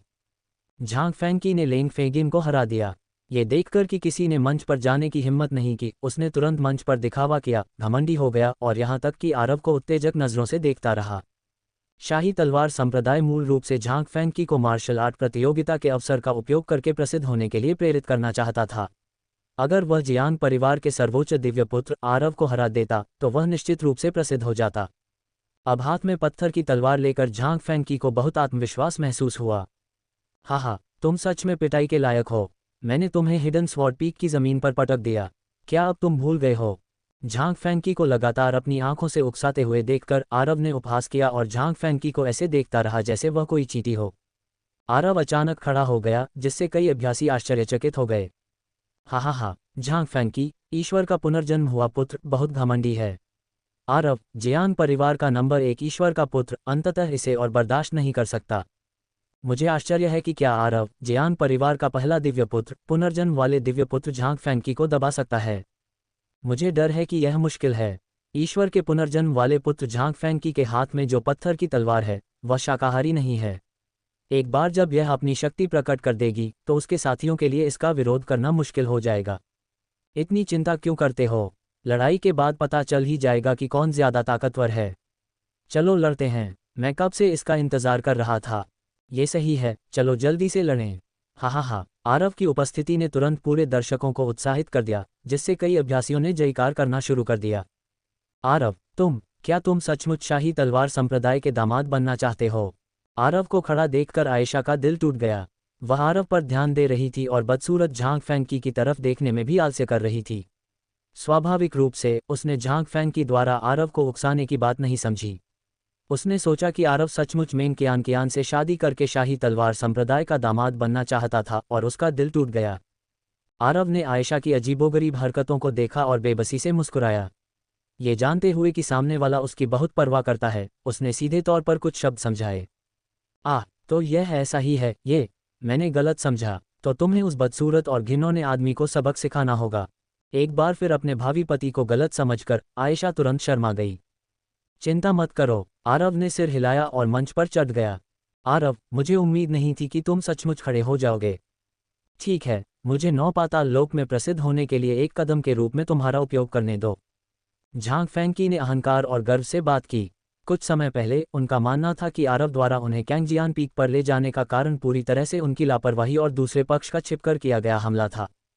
अब जबकि उसके हाथ में पत्थर की तलवार है, अगर आरव ने उसका सामना करने की हिम्मत की तो झांग फैंकी को विश्वास है कि वह आरव को इतनी बुरी तरह से हरा सकता है कि उसकी मां भी उसे पहचान नहीं पाएगी। आरव ने शांति से झांग फैंकी की ओर देखा, उसे अनदेखा किया और दर्शकों को देखने के लिए मुड़ गया। क्या मतलब है तुम्हारा? आरव के असामान्य व्यवहार को देखकर झांग फैंकी की भौहें तन गईं। हा, तुम मुझसे अकेले लड़ने के लायक नहीं हो। आरव ने झांग फैंकी की ओर पीठ कर ली, अपना सिर थोड़ा सा घुमाया, अपनी आंख के कोने से झांग फैंकी को तिरस्कार से देखा और उपहास किया। तुम कमीने, मैं तुम्हें मार डालूंगा। आरव के शब्दों ने तुरंत झांग फैंकी को नाराज कर दिया। झांग फैंकी, तुम अपने बारे में बहुत अधिक सोचते हो। यहाँ संभवतः बहुत से लोग हैं जो मुझे पसंद नहीं करते। खड़े हो जाओ। चलो मैं इसे आज ही साफ कर देता हूँ। इससे तुम्हें भविष्य में परेशानी से छुटकारा मिल जाएगा। आरव के बोलने के बाद मैदान में सन्नाटा छा गया और कई अभ्यासी स्तब्ध रह गए। जियांग परिवार का नंबर 1 दिव्य पुत्र इतना दुस्साहसी था कि सच कहना मुश्किल था। पता चला कि वह न सिर्फ झांग फैंकी को बल्कि उस क्षेत्र के कई ऐसे लोगों को भी निशाना बना रहा था जो उसे नापसंद करते थे।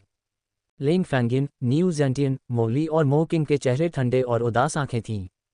जिदोंग स्टार के झाओ परिवार के प्रथम देवपुत्र के अवतार झाओ यूनचे ने भी भौहें चढ़ाईं। उन्हें लगा कि जियांग परिवार का प्रथम देवपुत्र बहुत घमंडी था और पिटाई का हकदार था। जियांग चुआन, झांग फैंकी ने दांत पीसते हुए आरव को देखा। दूसरे पक्ष ने वास्तव में कहा कि वह उससे अकेले लड़ने के लायक नहीं है, जिससे साफ जाहिर था कि वह उसे नीची नज़र से देखता था। आरव ने झांग फैंकी को फिर से नज़रअंदाज कर दिया और लेंग फैंगिन, न्यू जेंटियन, मोली और मोकिंग की ओर देखा। लेंग फेगिन, न्यू जेंटियन, मोली, मोकिंग, आप में से कुछ लोगों को मुझसे कोई शिकायत हो सकती है, या हो सकता है कि आप मुझे पसंद न करते हों। आज मैं आपको एक मौका देता हूँ। एक साथ आओ, मैं सब कुछ संभाल लूँगा। आरव के शब्द समुद्र में गिरते उल्कापिंड के समान थे, जिससे सभी के दिलों में बड़ी लहरें उठ रही थीं। जियान परिवार का सबसे बड़ा दिव्य पुत्र पागल है। क्या उसे सचमुच पता है कि वह क्या कर रहा है? अध्याय 207 एक बनाम 5। यद्यपि कई साधक जानते थे कि आरव बहुत शक्तिशाली था, लेकिन उसने जिन लोगों का नाम लिया उनमें से कोई भी कमजोर नहीं था। दूसरों की बात तो छोड़ ही दीजिए, बस ईश्वर के पुनर्जन्म वाले पुत्र झांग फैंकी की बात कर लीजिए। उनके पास पत्थर की तलवार है, जो शाही तलवार संप्रदाय के 3 खजानों में से एक है। उनकी युद्ध शक्ति सबके सामने है। पूरे 9 पाताल लोक के दिव्य क्षेत्र में युवा पीढ़ी में कौन ये कहने की हिम्मत कर सकता है कि वे उन्हें निश्चित रूप से हरा सकते हैं? लेंग फेगिन भी हैं, जिन्होंने पुनर्जन्म वाले ईश्वर पुत्र झांग फैंकी के साथ भयंकर युद्ध किया था, और उनकी युद्ध शक्ति को कम करके नहीं आंका जाना चाहिए। यदि पुनर्जन्म लेने वाले ईश्वर पुत्र झांग फैंकी के पास पत्थर की तलवार न होती, जो शाही तलवार संप्रदाय के 3 खजानों में से एक है, तो ये कहना कठिन होता कि दोनों में से कौन जीतेगा। प्राचीन जंगली बैल जनजाति के देवता के पुत्र न्यूजेंटियन प्राचीन जंगली बैल जनजाति की सर्वोच्च दृष्टि के साथ पैदा हुए थे। वे प्रसिद्ध और अत्यंत शक्तिशाली हैं। जहां तक मोली और मोकिंग का सवाल है, चून की डूम्सडे माउंटेन ने उन्हें बाहर आने और दुनिया में चलने की हिम्मत दी। इसका मतलब था कि उनकी ताकत निश्चित रूप से कमजोर नहीं थी। आखिरकार प्रलय पर्वत का जन्म तो अभी कुछ ही समय पहले हुआ था, और अब समय आ गया था कि वह अपना नाम बनाने की तैयारी करे। वह देवताओं के 2 कमजोर बेटे बेटियों को दुनिया भर में भटकने के लिए कैसे भेज सकता था? ये कहा जा सकता है कि उन सभी में परमेश्वर के शीर्ष स्तरीय पुत्रों की शक्ति है, और उनमें से कोई भी युवा पीढ़ी के बीच अलग दिख सकता है। इस समय आरव ने उन सभी को चुनौती देने का साहस भी किया। सभी सोच रहे थे कि क्या जियान परिवार का सबसे बड़ा ईश्वर पुत्र जानबूझकर मौत की तलाश में है। झांग फैंकी, लेंग फेगिन, न्यूजेंटियन, मोली और मोकिंग, एक बार जब वे सेना में शामिल हो जाते हैं, तो युवा पीढ़ी में से कौन उन्हें चुनौती देने की हिम्मत करेगा? यहाँ तक कि आरव भी नहीं, जो जियान परिवार के भगवान का पहला बेटा है। कई अभ्यासी आरव को आश्चर्य से देखते रहे और सोचते रहे कि वह ऐसा मूर्खतापूर्ण काम करने के लिए पागल हो गया है। आरव, अब मुझे एहसास हुआ कि तुम मुझसे भी ज्यादा घमंडी हो। मैं नहीं जानता कि तुम, एक घृणित खलनायक जो केवल अचानक हमला कर सकता है, वास्तव में वह क्षमता रखते हो या नहीं। झांग फैंकी ने अपने दांत पीस लिए। वह आरव के अहंकार को और अधिक सहन नहीं कर सका। उसके हाथ में पत्थर की तलवार सीधे जियांग चुआन की ओर इशारा कर रही थी। उसने आरव को चुनौती दी, लेकिन आरव ने उसे बिल्कुल भी गंभीरता से नहीं लिया। उसने तो यहाँ तक धमकी दी कि वह उन सबको एक साथ हमला करने देगा, जो स्पष्ट रूप से उसके लिए अपमानजनक था और उसका घोर अपमान भी था। इसलिए उसे आरव को सबके सामने जबरदस्ती पीटना पड़ा ताकि वह अपने ऊपर लगे अपमान के शर्म को धो सके। सभी को ये बता दें कि परमेश्वर के पुनर्जन्म वाले पुत्र का अपमान नहीं किया जा सकता। पुनर्जन्म वाले ईश्वर पुत्र झांग फैंकी की भयंकर तलवार का सामना करते हुए आरव शांत दिखे। उन्होंने अपनी दाहिनी मुट्ठी भींच ली और अपने शरीर में दिव्य कोशिकाओं को पूरी तरह से सक्रिय कर दिया। भिन्न भिन्न आरव के चारों ओर दिव्य प्रकाश अचानक उमड़ पड़ा, जिससे एक ऐसी आभा उत्पन्न हुई जो स्वर्ग से संबंधित नहीं थी, मानो कोई सच्चा देवता पृथ्वी पर उतर आया हो। जैसे ही उसने अपनी दाहिनी मुट्ठी घुमाई, मानो आसमान टूट पड़ा हो।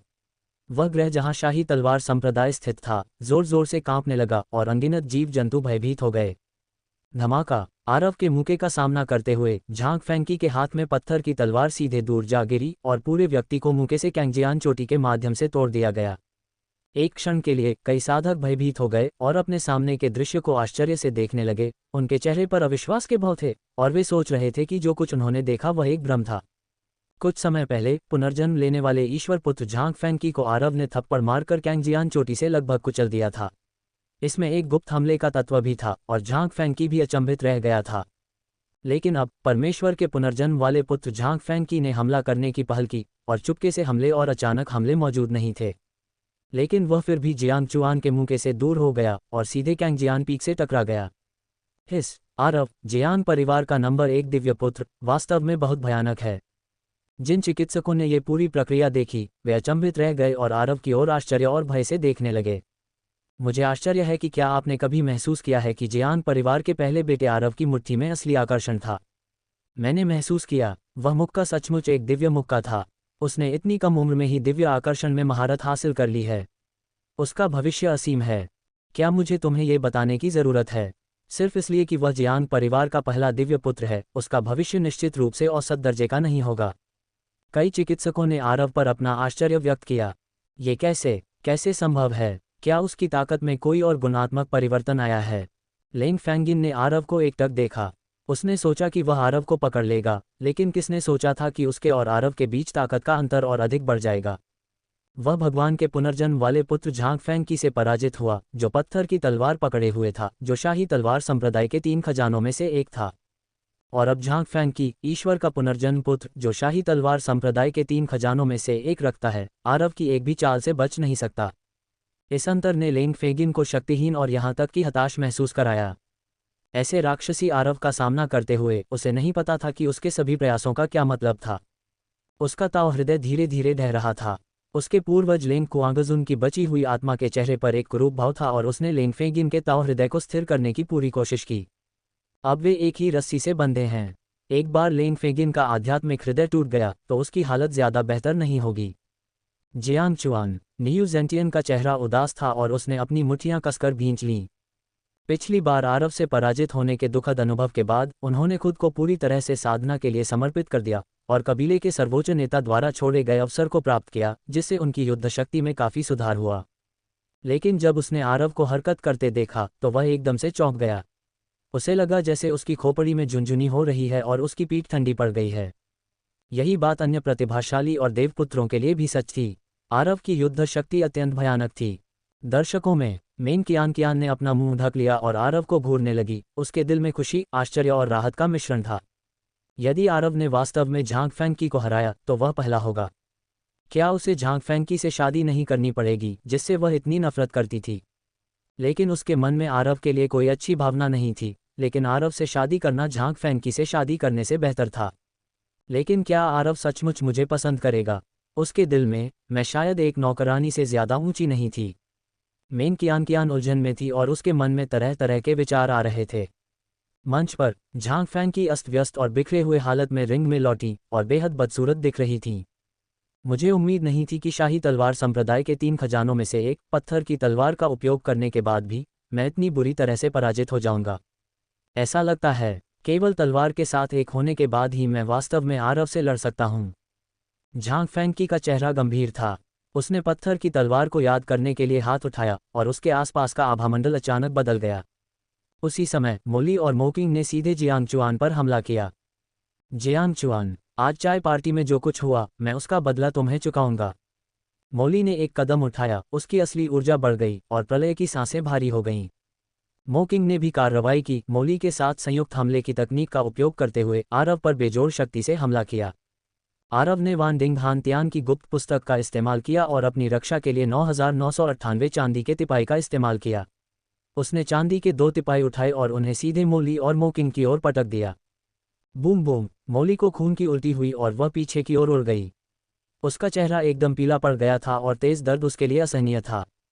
मोकिंग की छाती धंसी हुई थी और उसे नहीं पता था कि कितनी पसलियां टूट गई थीं और वह दर्द से कराह उठा। दोनों ने एक दूसरे को देखा, दोनों की आंखों में भय था। आरव की ताकत बहुत ज्यादा है। जब आरव मोली और मोकिंग को पीछे हटाने की कोशिश कर रहा था तब नियू जेंटियन ने अचानक कार्रवाई की। बैल की शक्ति, प्राचीन बैल की छाया प्रकट हुई। उसके अगले खुर पहाड़ के समान भारी थे और वह जियांग चुआन की ओर भयंकर रूप से नीचे की ओर बढ़ा। अध्याय 208 मजबूत। आरव ने अपनी भौहें उठाईं और कुछ आश्चर्य के साथ नियू जेंटियन को देखा। यद्यपि इस बार नियू जेंटियन द्वारा इस्तेमाल की गई विधि पहले जैसी ही थी, फिर भी आरव को इसमें एक रहस्यमय शक्ति का आशीर्वाद महसूस हुआ। इसके अलावा नियू जेंटियन का व्यक्तित्व भी काफी बदल गया है। अब वह पहले जैसा लापरवाह नहीं रहा, बल्कि एक शांत और अनुभवी युवक जैसा दिखता है। हालांकि जियांग चुआन की नज़र में कोई अंतर नहीं है। उसने अपनी उंगली बढ़ाकर नियू जेंटियन की ओर इशारा किया। शून्य मुड़ गया और शक्ति ने आकाश को विस्फोटित कर दिया। यदि उल्कापिंड उंगली का उच्च स्तर तक अभ्यास किया जाए तो यह एक तारे को भी विस्फोटित कर सकती है। जंगली बैल की दिव्य शक्ति का उपयोग करके नियू जेंटियन द्वारा परिवर्तित प्राचीन जंगली बैल का प्रेत 3 सांस भी नहीं टिक सका और सीधे आरव की उंगली से विस्फोट हो गया। नियू जेनतियान सैकड़ों मीटर दूर जा गिरा, जिससे ठोस मैदान पर एक बड़ा गड्ढा बन गया। जियांग चुआन, नियू जेंटियन का चेहरा राख जैसा हो गया और वह बेहद बदसूरत लग रहा था। उसने सोचा कि कुल की सर्वोच्च विरासत का अवसर प्राप्त करने के बाद वह आसमान तक उड़ान भरने में सक्षम हो जाएगा और जियांग परिवार के पहले ईश्वर पुत्र आरव से फिर से मिलने के बाद वह उसे बलपूर्वक दबाने में सक्षम हो जाएगा। लेकिन मुझे उम्मीद नहीं थी कि जहां मैं तेजी से प्रगति कर रहा था वहीं आरव उससे भी तेजी से प्रगति कर रहा था। उनके और आरव के बीच का अंतर न केवल कम हुआ बल्कि और बढ़ गया। हा, जियान परिवार का नंबर 1 दिव्य पुत्र, कोई आश्चर्य नहीं कि वह इतना घमंडी और अभिमानी है। मुझे, झाओ युनचे, आपसे मिलने दो। आरव को पुनर्जन्म वाले भगवान के पुत्र झांग फैंग की, देवी मोली और प्रलय पर्वत के भगवान के पुत्र मोकिंग को दूर ले जाते हुए देखकर उन्होंने प्राचीन बुल कबीले के भगवान के पुत्र न्यू जेंटियन को विस्फोट करने के लिए एक और उंगली का इशारा किया। झाओ युनचे अब अपने दिल में लड़ाई की भावना को दबा नहीं सका। उसने अपने हाथ में एक फैंग तियानहुआ जी पकड़ी हुई थी और एक चांदी की रोशनी चमक रही थी, मानो वह कोई आकाशगंगा लहरा रहा हो। ये झाओ परिवार के अद्वितीय कौशलों में से एक है, गैलेक्सी बैटल हेलबर्ड। ये पहाड़ों को ध्वस्त कर सकता है और पृथ्वी को विभाजित कर सकता है और नदियों और समुद्रों को उलट सकता है। किसी ने चिल्लाकर कहा, झाओ युनचे, जिदोंग स्टार के झाओ परिवार का दिव्य पुत्र। आरव फुसफुसाया। झाओ परिवार के सबसे बड़े दिव्य पुत्र झाओ युनचे के बारे में अफवाह थी कि वह एक राज्य स्वामी बनने की क्षमता रखता है। वह अत्यंत शक्तिशाली था और अपने साथियों से कभी पराजित नहीं हुआ था। दुर्भाग्य से ये वर्तमान में झाओ युनचे का एक क्लोन मात्र है। आरव ने जब देखा कि क्लोन उसके खिलाफ लड़ रहा है तो उसने तिरस्कार दिखाया। जाहिर था कि वह उसे नीची नज़र से देख रहा था। स्वाभाविक रूप से आरव विनम्र नहीं होता और सीधे मुक्का मार देता, अपनी मार्शल आर्ट का इस्तेमाल करने की भी जहमत नहीं उठाता। सृष्टि के देवता की शारीरिक शक्ति झाओ युनचे के क्लोन को दबाने के लिए पर्याप्त है। एक जोरदार धमाके के साथ जब फैंग तियानहुआ जी और आरव की मुट्ठियां टकराईं तो झाओ युनचे के क्लोन की अभिव्यक्ति में भारी बदलाव आया। एक अदम्य और भयानक शक्ति सीधे फैंग तियानहुआ जी से झाओ युनचे के क्लोन तक प्रेषित की गई थी। एक धमाके के साथ झाओ युनचे का क्लोन पीछे की ओर उड़ गया, उसके पूरे शरीर पर दरारें पड़ गईं और ऐसा लग रहा था कि वह किसी भी समय मौके पर ही टूट जाएगा। कई चिकित्सकों ने आश्चर्य व्यक्त किया। जियान परिवार का नंबर 1 दिव्य पुत्र आरव अपनी प्रतिष्ठा के अनुरूप है। युवा पीढ़ी के बीच उसकी शक्ति अजेय है और कोई भी उसकी एक भी चाल का सामना नहीं कर सकता। आरव, चलो आज तुम्हारे और मेरे बीच की पुरानी और नई नफरतें सुलझा लेते हैं। अगला कदम विशेष रूप से आपके लिए तैयार है। लेंग फेगिन की आंखें लाल थीं और उसने आरव के प्रति अपनी नफरत को छिपाने का कोई प्रयास नहीं किया। उसने बलपूर्वक जीवन के स्रोत को सक्रिय कर दिया और उसका शरीर तेजी से बदल गया, दर्जनों मीटर ऊपर उठ गया और बर्फ और आग के शरीर के साथ एक भयानक विशालकाय में परिवर्तित हो गया। जैसे ही उसने मुक्का मारा, ध्वनि का विस्फोट बहुत तेज हो गया और अंतरिक्ष विकृत और बिखर गया। ठीक है, तुम बहुत देर से मेरे सामने उछल कूद कर रहे हो। चूंकि तुम मरना चाहते हो, इसलिए मैं तुम्हारी इच्छा पूरी करता हूँ। आरव का पीछे हटने या बचने का कोई इरादा नहीं था और उसने भी एक मुक्का मारा जिसमें सृजन दिव्य शरीर की सारी शारीरिक शक्ति और वान डिंग हान तियान गुप्त पुस्तक द्वारा प्रदान की गई 300 मिलियन जिन बल को उंडेल दिया गया। गड़गड़ाहट। भयानक शक्ति ने तुरंत ही बर्फ और आग के विशालकाय हाथ को चकनाचूर कर दिया। अवशिष्ट शक्ति कम नहीं हुई और बर्फ और आग के दानव का शरीर पूरी तरह से नष्ट हो गया। केवल एक सिर अंगूठी पर गिर गया और लेंग फेगिन का पहले से ही कुछ विकृत शरीर फिर से प्रकट हुआ। इस समय लेंग फेगिन हवा में तैरती मोमबत्ती की तरह थी जो कभी भी बुझ सकती थी। दुल्हन के लिए आयोजित मार्शल आर्ट प्रतियोगिता के पूरे स्थल पर फिर से सन्नाटा छा गया तथा पिन गिरने की आवाज सुनाई दी। अधिक मजबूत। हालांकि लेंग फेगिन ने अभी अभी एक युद्ध का अनुभव किया था और गंभीर रूप से घायल हो गया था और उसकी ताकत अपने चरम पर नहीं थी, फिर भी वह लंबे समय तक पुनर्जन्म वाले भगवान के पुत्र झांग फैंकी के साथ लड़ने में सक्षम था, लेकिन अब वह अभी भी हार गया था। इस समय हर कोई नहीं जानता था कि आरव की ताकत का वर्णन कैसे किया जाए। घृणित। भगवान के पुनर्जन्म पुत्र झांग फैंकी, देवी मोली और प्रलय पर्वत के भगवान मोकिंग के पुत्र, साथ ही न्यू जेंटियन और झाओ युनचे के क्लोन, वे उनके और आरव के बीच के अंतर को जानते थे, इसलिए उन्होंने एक ही समय पर हमला किया और आरव को घेर लिया। कई चिकित्सकों ने आश्चर्य और समझ के भाव प्रदर्शित किए। इस समय आरव उनके सामने एक पहाड़ की तरह खड़ा था। उसे एक एक करके हिला पाना नामुमकिन था। इसलिए यद्यपि देवताओं के ये शीर्ष पुत्र अत्यंत अनिच्छुक थे, फिर भी आरव के जबरदस्त दबाव के कारण उनके पास सेना में शामिल होने के अलावा कोई विकल्प नहीं था। चलो, मुझे हराने का ये तुम्हारा सबसे अच्छा मौका है। यह इस बात पर निर्भर करता है कि तुम इस अवसर का लाभ उठा पाते हो या नहीं। आरव का शरीर दिव्य प्रकाश से चमक रहा था और उसकी लड़ाकू भावना उच्च थी। झांग फैंकी जैसे देवताओं के शीर्ष पुत्रों को देखते समय ऐसा लगता था मानो वह साधारण मनुष्यों के समूह को देख रहे हों। ईश्वर के पुनर्जन्म वाले पुत्र झांग फैंग उस अजीब आदमी और तलवार के साथ एक हो गए। उनकी लड़ने की शक्ति आसमान छू गई। उनका शरीर एक पत्थर की तलवार में बदल गया, मानो कोई सींग आकाश तक पहुंच रहा हो और आरव की ओर वार कर रहा हो। मोली और मोकिंग ने एक दूसरे को देखा, अपने हाथों को एक साथ जोड़ा और फिर से संयुक्त हमले की तकनीक का इस्तेमाल किया और प्रलय की आभा उभरी। वहां उपस्थित सभी लोग प्रलय का दृश्य देख रहे थे। चारों ओर लाशें बिखरी हुई थीं, भूमि बंजर थी तथा हर जगह बाढ़ और बिजली गिर रही थी। नियु जेनतियान का शरीर बदल गया और वह एक शक्तिशाली मिनोटॉर में बदल गया, जिसके पैर जमीन पर थे और सिर आसमान को छू रहा था। वह शक्तिशाली और दबंग था। यह उसकी नवीनतम जादुई शक्ति है जो बेल देवता के पास है। झाओ युनचे भी पीछे नहीं रहना चाहते थे और उन्होंने अपने हाथ में फोंग तियानहुआ को लहराया तथा अपने परिवार की अद्वितीय जादुई शक्तियों का उपयोग करते हुए एक अद्वितीय नृत्य प्रस्तुत किया। झांग फैंग की सहित कई शीर्ष देवताओं के पुत्रों के संयुक्त हमले का सामना करते हुए, यदि अन्य देवताओं के पुत्र आरव की स्थिति में खड़े होते तो संभवतः वे हमले से पहले ही निराशा में अपने अंतिम शब्दों के बारे में सोच चुके होते। लेकिन आरव बिल्कुल भी डरा नहीं, बल्कि वह जोर जोर से हंसने लगा। गड़गड़ाहट। 3 सिर और 6 भुजाओं वाला एक विशालकाय प्राणी प्रकट हुआ। उसकी अत्यंत शक्तिशाली शक्ति परमाणु बम के समान थी, जिसका सभी पर गहरा प्रभाव पड़ा। कई अभ्यासियों ने विभिन्न तरीकों का इस्तेमाल किया। वे आरव द्वारा झांग फैंग की और भगवान के अन्य शीर्ष पुत्रों के खिलाफ लड़ाई के दृश्य का एक भी सेकंड चूकना नहीं चाहते थे। यह अभी खत्म नहीं हुआ है। आरव ने एक बार फिर दिव्य कोशिकाओं की शक्ति और वान डिंग हान तियान सीक्रेट बुक की 30 करोड़ किलोग्राम शक्ति का इस्तेमाल किया और उन सबको 3 सिर वाले 6 भुजाओं वाले दैत्य में मिला दिया। गड़गड़ाहट। आकाश में गर्जना हुई और धरती हिल गई, शून्य में कंपन हुआ और एक अद्वितीय आघात लहर सभी दिशाओं में फैल गई। यहाँ तक कि पूरे ग्रह की गति का पथ बदल गया और अनगिनत प्राणियों में भय के भाव प्रकट हुए। जब शाही तलवार संप्रदाय के शीर्ष नेताओं ने यह देखा तो उनके हाव भाव एकदम बदल गए। किसी ने भी यह उम्मीद नहीं की थी कि युवा पीढ़ी का टकराव सचमुच सितारों को हिला देगा। शाही तलवार संप्रदाय के नेता मेंग चांगशेंग के चेहरे पर गंभीर भाव थे। उन्होंने आरव और अन्य लोगों के बीच हुए युद्ध के परिणामों को दबाने के लिए अपने सभी असाधारण साधनों का इस्तेमाल किया और ग्रह की गति को सामान्य कर दिया। उसके चेहरे पर आश्चर्य के भाव थे। ये कल्पना करना कठिन था कि इतना भयावह दृश्य क्लेश क्षेत्र के साधकों के एक समूह के बीच हुई टक्कर के कारण हुआ था। अगले ही पल 5 आकृतियां उड़ी, उनके मुंह से खून बह रहा था, उनके चेहरे बेहद पीले थे और उनकी सांसें बेहद कमजोर थीं। 209 दुखी झांग फैंग की। मैं इस पर विश्वास नहीं करता। मोकिंग और मोली इतने क्रोधित थे कि उनकी आंखों से आंसू निकल आए। वे परिणाम पर विश्वास करने को तैयार नहीं थे। नियू जेंटियन का चेहरा उदास था और उसके दिल पर गंभीर चोट लगी थी। झाओ युनचे के क्लोन की दोनों भुजाएं नष्ट हो गईं और उसका फैंग तियानहुआ जमीन पर गिर पड़ा। उसकी आंखें भय से भर गईं। ऐसी भयानक युद्ध शक्ति के साथ भले ही असली शरीर आ जाए, यह अभी भी स्पष्ट नहीं है कि क्या वह आरव को दबा सकता है। सबसे ज्यादा हैरान व्यक्ति झांग फैंग की था। वह अहंकारी है और सभी को नीची नज़र से देखता है तथा किसी को भी गंभीरता से नहीं लेता। यहाँ तक कि उसने जियांग परिवार के ईश्वर के प्रथम पुत्र आरव को भी चुनौती देने का साहस किया, जो प्रसिद्ध और अत्यंत शक्तिशाली था। आरव द्वारा जवाब देने से इनकार करने के बाद भी उन्होंने अपमानजनक टिप्पणियां की और आरव को बदनाम करने के लिए लोगों को नियुक्त करना जारी रखा। परिणामस्वरूप दुनिया में हर कोई यह मानता था कि आरव जियांग परिवार का नंबर 1 दिव्य पुत्र, पुनर्जन्म वाले दिव्य पुत्र झांग फैंग से डरता था और चुनौती स्वीकार करने की हिम्मत नहीं करता था।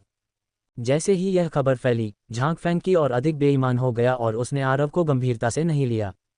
और अब उसे तो छोड़ ही दीजिए, अगर ये शीर्ष देवपुत्र एक साथ मिलकर भी सेना में शामिल हो जाएं, तो भी वे आरव को दबा नहीं सकते। बल्कि आरव ने ही उन्हें कुचल दिया। कोई भी उसका मुकाबला नहीं कर सकता था। इतने बड़े अंतर ने सभी को चौंका दिया। मुझे डर है कि आज के बाद ईश्वर के पुनर्जन्म वाले पुत्र झांग फैंग की 9 पाताल लोक के दिव्य क्षेत्र में एक बड़ा मजाक बन जाएंगे। मैं झांग फैंग की हूँ, ईश्वर का पुनर्जन्म हुआ पुत्र। मेरे हाथ में पत्थर की तलवार है, जो शाही तलवार संप्रदाय के 3 खजानों में से एक है। मेरे पास अद्वितीय युद्ध शक्ति है। मैं कैसे हार सकता हूँ? झांग फैंग की आंखें चौड़ी हो गईं और उसका चेहरा और भी क्रूर होता गया। उसे यकीन नहीं हो रहा था कि ये सच है। जीवन शक्ति निकालने और खुद को अपनी चरम अवस्था में वापस लाने में मदद करने के लिए शाही तलवार संप्रदाय के 3 खजानों में से एक पत्थर की तलवार को सीधे सक्रिय करें। जैसा कि शाही तलवार संप्रदाय के 3 खजानों में से एक से अपेक्षित था, पत्थर की तलवार में वास्तव में अद्भुत जीवन ऊर्जा निहित है। हाँ, जब तक उसके हाथ में पत्थर की तलवार है, झांग फैंग अजेय रहेगा। ये बस खून के धोखे को अनलॉक कर रहा है। कई चिकित्सक झांग फैंग को अपनी चरम अवस्था में पहुंचते देख आश्चर्यचकित रह गए। रिंग में झांग फैंग को छोड़कर, जो स्वीकार करने के लिए तैयार नहीं था और फिर से लड़ना चाहता था, देवताओं के अन्य शीर्ष पुत्र गंभीर भावों के साथ रिंग से बाहर चले गए। आरव की शक्तिशाली युद्ध क्षमता को देखने के बाद उनमें लड़ने का साहस नहीं बचा।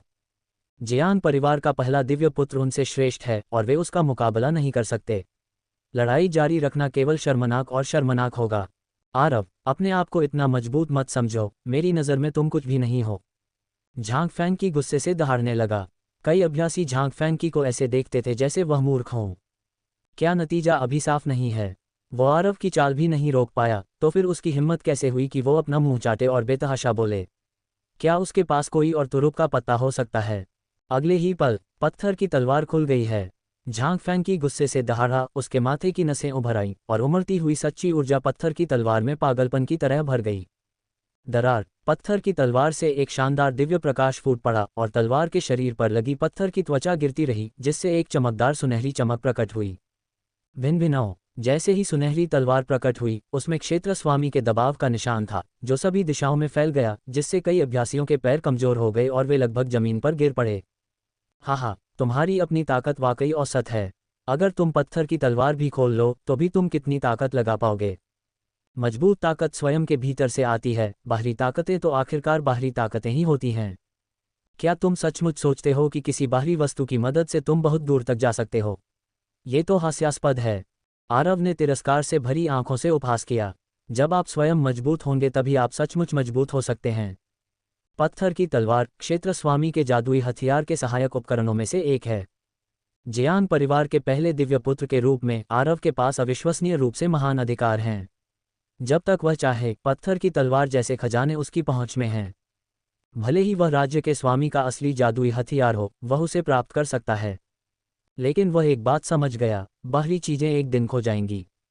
जब आप अपने भीतर मजबूत होंगे तभी आप सचमुच मजबूत हो सकते हैं।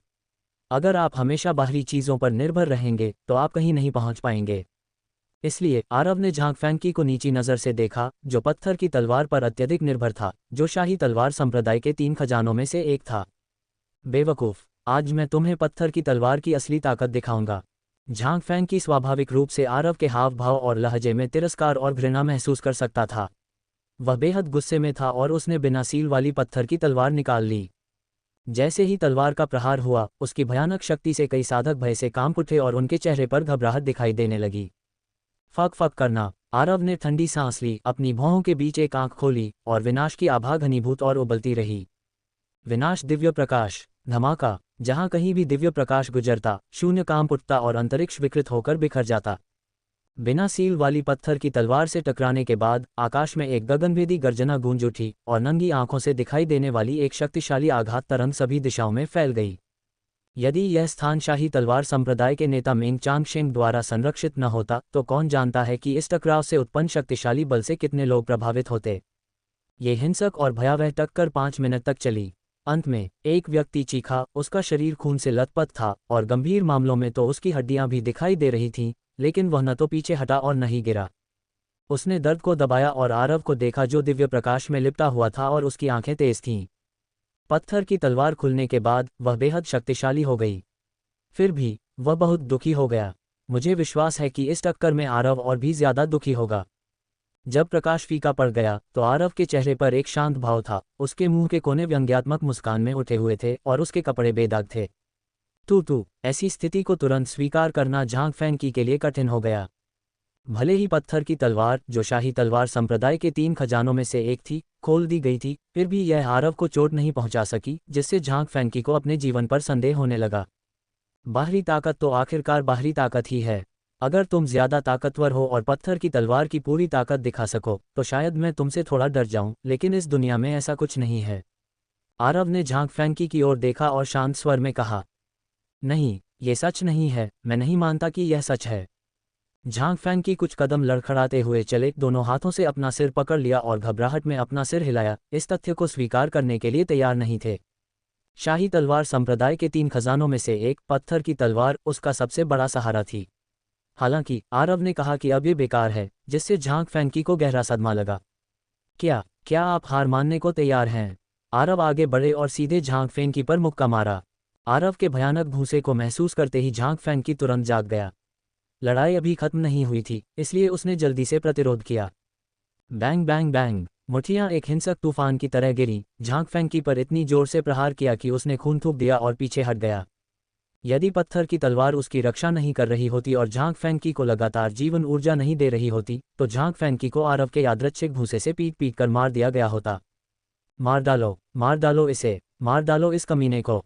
दर्शकों में कई महिला चिकित्सकों को बहुत राहत महसूस हुई जब उन्होंने झांग फैंकी को आरव द्वारा पीटते हुए देखा।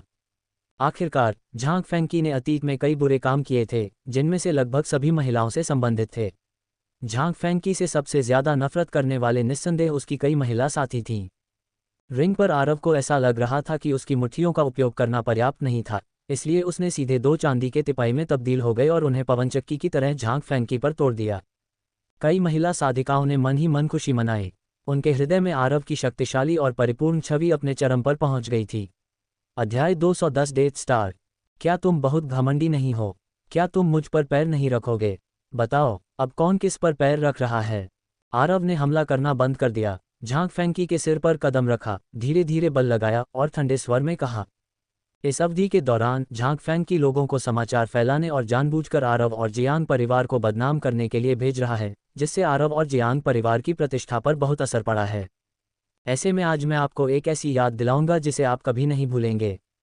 आप। झांग फेंकी की छाती जोर से धड़कने लगी और वह विरोध करना चाहता था, लेकिन आरव के प्रतिबंधों के कारण उसके लिए एक उंगली भी हिलाना बेहद मुश्किल था। क्रोध, शर्म और शक्तिहीनता जैसी भावनाएं आपस में गुंथी हुई हैं। वह कौन है? वही ईश्वर का पुनर्जन्म हुआ पुत्र झांग फेंकी है। शाही तलवार संप्रदाय में वह अद्वितीय है, और इस समय सबके सामने ये ठीक होगा यदि वह जियांग परिवार के परमेश्वर के पहले पुत्र से हार जाए। दूसरे पक्ष ने तो अत्यंत अपमानजनक तरीके से उसके सिर पर पैर रख दिया। ये बहुत शर्म की बात थी और वह इसे कभी नहीं भूलेंगे। प्रभु परमेश्वर के पुत्र। डिंगनिंग की आंखें लाल थीं और उनमें आंसू चमक रहे थे और वह बेहद उत्साहित थी। जिस दुश्मन से वह इतनी नफरत करता था, झांग फेंकी, उसे आरव कुचल रहा था। इस दृश्य से उसे बहुत राहत मिली। जियांग चुआन, बंद करो इसे, शाही तलवार संप्रदाय के नेता मेंग चांगशेंग ने अप्रिय भाव से कहा। चाहे जो भी हो, झांग फेंकी अभी भी शाही तलवार संप्रदाय का सदस्य है। अब जब आरव ने उसके सिर पर पैर रख दिया है तो यह शाही तलवार संप्रदाय के लिए एक अपमान है। इसके अलावा झांग फेंकी को अभी भी शाही तलवार संप्रदाय के अन्य 2 खजाने खोजने की जरूरत है, इसलिए मेंग चांगशेंग सिर्फ आरव द्वारा झांग फेंकी की हत्या होते हुए नहीं देख सकता। पास खड़ी मेंग कियान ने झांग फेंकी को इतनी दयनीय हालत में देखा। शर्मिंदा होने के बजाय उसे तरोताज़ा महसूस हुआ। वह लंबे समय से झांग फेंकी को पीटना चाहती थी, लेकिन दुर्भाग्य से अपनी ताकत और अपने पिता मेंग चांगशेंग के कारण वह झांग फेंकी को कुछ नहीं कर सकी। और अब ईश्वर का अभिमानी और घृणित पुनर्जन्म लेने वाला पुत्र झांग फेंकी आरव के पैरों तले पराजित और कुचला जा चुका था। मेंग कियान तालियां बजाकर खुशियां मनाना चाहता था। रुको, अगर आरव जीत जाता है तो क्या इसका मतलब यह नहीं है कि मुझे उससे शादी करनी होगी? खुशी के बाद मेंग कियान फिर से असहज और भ्रमित महसूस करने लगी। उसे समझ नहीं आ रहा था कि आगे क्या करना है। मैं एक जूनियर के रूप में सीनियर मेंग को अपमानित नहीं कर सकता। आरव ने मेंग चांगशेंग को प्रणाम किया, झांग फेंकी को ठंडी आंखों से देखा और अपने मुंह के कोनों को ऊपर उठाया। क्या तुम क्या करना चाहते हो? आरव की आंखों में ठंडक देखकर झांग फेंकी को डर लगा। वास्तव में आरव अपने दिल में जानता था कि वह अब रॉयल तलवार संप्रदाय के क्षेत्र में था और संप्रदाय मास्टर मेंग चांगशेंग उसके साथ था, इसलिए उसके लिए झांग फेंकी को मारना असंभव था। इसलिए एक धमाके के साथ आरव ने अपनी पूरी ताकत लगा दी और झांग फेंकी को 300 मिलियन किलोग्राम के बल से जोरदार लात मारी। बहुत खूब। झांग फेंकी को खून की उल्टी हुई, वह चीखा और दर्द से उसका चेहरा विकृत हो गया। अंतिम धमाके के साथ वह मेंग चांगशेंग के सामने एक मरे हुए कुत्ते की तरह गिर पड़ा। अच्छा, ये देखकर कुछ महिला चिकित्सक खुद को रोक नहीं सकीं और अनायास ही खुशी से झूम उठीं। उन्होंने शाही तलवार संप्रदाय के नेता मेंग चांगशेंग के सामने जयकार करने का साहस किया, जिससे पता चलता है कि वे झांग फेंकी से कितनी नफरत करते हैं। मेंग चांगशेंग ने अपनी भौहें उठाईं, उनकी आंखों में गुस्सा उभर रहा था। आरव की लात ने अभी अभी झांग फेंकी की सारी हड्डियां तोड़ दी और उसके मूल को भी नुकसान पहुंचाया। इससे उबरना आसान नहीं होगा। इसके अलावा कुछ महिला चिकित्सकों ने भी जयकारा लगाया, जिससे मेंग चांगशेंग बहुत क्रोधित हो गए। हालांकि झांग फेंकी वास्तव में नफरत करता था और मेंग चांगशेंग इतने सारे चिकित्सकों के सामने गुस्सा नहीं कर सकता था, इसलिए वह केवल कुछ समय के लिए अपने क्रोध को निगल सकता था। क्या कोई और है जो आरव, जियांग परिवार के नंबर 1 दिव्य पुत्र को चुनौती देना चाहता है? अगर नहीं। मेंग चांगशेंग ने यहाँ बोलते हुए अचानक विराम ले लिया। इस मार्शल आर्ट प्रतियोगिता का मुख्य उद्देश्य भगवान के पुनर्जन्म वाले पुत्र झांग फेंकी को प्रसिद्ध बनाना है और इसका उपयोग अपनी बेटी और झांग फेंकी के बीच विवाह की घोषणा करने के लिए करना है, ताकि झांग फेंकी को बेहतर ढंग से नियंत्रित किया जा सके। लेकिन किसने सोचा होगा कि योजनाएं परिवर्तनों जितनी अच्छी नहीं होती और अंतिम विजेता आरव निकला। क्या बेवकूफ़ हो, तुमने जियांग परिवार के पहले दिव्य पुत्र को बिना किसी कारण के क्यों उकसाया? मेंग चांगशेंग ने मन ही मन कोसा, यदि झांग फैंकी ने जानबूझकर आरव को उकसाया नहीं होता तो चीजें इस बिंदु तक कैसे पहुंच जाती जिससे उसका अंत इतना बुरा होता। छोड़ो भी, अगर तुम झांग फैंकी को पूरी तरह से नियंत्रित करना चाहते हो तो तुम्हें अपनी बेटी की शादी करवाने की जरूरत नहीं है। मूल्य के मामले में झांग फैंकी जियान परिवार के पहले दिव्य पुत्र आरव से कहीं कमतर है। अगर हम इस अवसर का उपयोग जियान परिवार के पहले दिव्य पुत्र आरव को जीतने के लिए कर सकें। ये सोचकर मेंग चांगशेंग ने पहले ही अपने दिल में एक निर्णय ले लिया था। आरव जियान परिवार का नंबर 1 दिव्य पुत्र वास्तव में मनुष्यों में एक ड्रैगन है, दुनिया में बेजोड़। ऐसा लगता है कि अब से आपको मुझे सम्मानपूर्वक ससुर के रूप में संबोधित करना होगा। क्या आप तैयार हैं? मेंग चांगशेंग ने अपनी दाढ़ी पर हाथ फेरा और मुस्कुराया। जैसे ही उन्होंने बोलना समाप्त किया, कई अभ्यासियों ने चर्चा शुरू कर दी। क्या रॉयल तलवार संप्रदाय जियांग परिवार के साथ गठबंधन बनाने जा रहा है? वीरेंद्र पूरे समय चेहरे पर मुस्कान लिए शांति से बैठे रहे। आरव ने इस बार कई श्रेष्ठ देवपुत्रों को हराया और पूरे शहर में चर्चा का विषय बन गया। वह प्रसिद्ध हो गया और पूरा जियांग परिवार उस पर गर्व करेगा। अब मेंग चांगशेंग आरव को अपना दामाद बनाने का इरादा रखता है। वीरेंद्र कुछ नहीं कहेगा, एक मर्द होने के नाते 3 पत्नियां और 4 रखैलें होना सामान्य बात है। यह आरव की पसंद पर निर्भर करता है। वीरेंद्र को इसकी परवाह नहीं थी, लेकिन आयशा घबरा गई। यद्यपि यह एक ऐसी दुनिया है जहां ताकतवर लोगों का सम्मान किया जाता है और एक आदमी के लिए 3 पत्नियां और 4 रखैलें रखना सामान्य बात है, लेकिन कोई भी उस व्यक्ति को साझा करने के लिए तैयार नहीं है जिसे वह प्यार करता है। इसलिए आयशा स्वाभाविक रूप से नहीं चाहती थी कि आरव रॉयल स्वॉर्ड संप्रदाय का दामाद बने, लेकिन वह कुछ नहीं कह सकती थी और केवल इंतजार कर सकती थी और देख सकती थी कि आरव क्या चुनता है। दूसरी ओर लेंग फेगिन, जिसका शरीर टूट गया था, अपनी दृढ़ इच्छाशक्ति के साथ खड़ा हुआ और उसका दिल गुस्से से भर गया। ये फिर से ऐसा ही है। हुओवू को उसने छीन लिया है। क्या कियान कियान को भी वह छीन लेगा? मैं सहमत नहीं हूँ, मैं सहमत नहीं हूँ। लेंग फेगिन की आंखें लाल थीं। वह असहाय और क्रोधित था और उसका शरीर क्रोध से हिंसक रूप से कांप रहा था। इस समय हर कोई आरव के जवाब का इंतजार कर रहा था।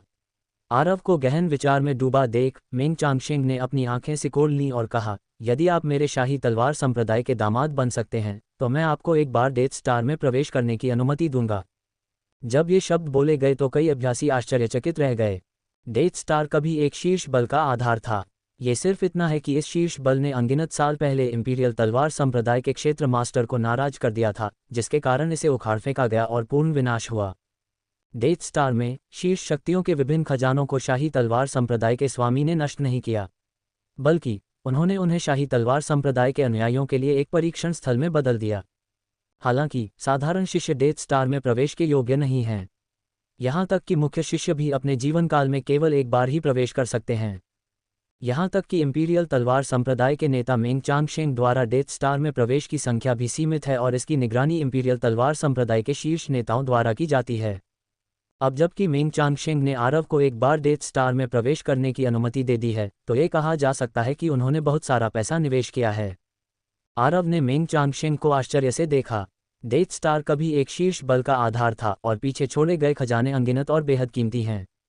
यदि आरव एक अमूल्य खजाना छीन लेता तो शाही तलवार संप्रदाय का दिल टूट जाता। बेशक भले ही जियांगचुआन डेथ स्टार में प्रवेश कर गया हो, उसका मुख्य उद्देश्य दृष्टि को उन्नत करना था। खजाने वगैरह के लिए वह इसे केवल भाग्य पर छोड़ सकता था। इसलिए आरव डेथ स्टार में प्रवेश करना चाहता है, लेकिन मेंग कियान से शादी नहीं करना चाहता। अपनी हैसियत और पद के कारण वह किसी भी स्त्री को पा सकता था, तो फिर वह ऐसी स्त्री से विवाह क्यों करेगा जिसके दिल में कोई और है।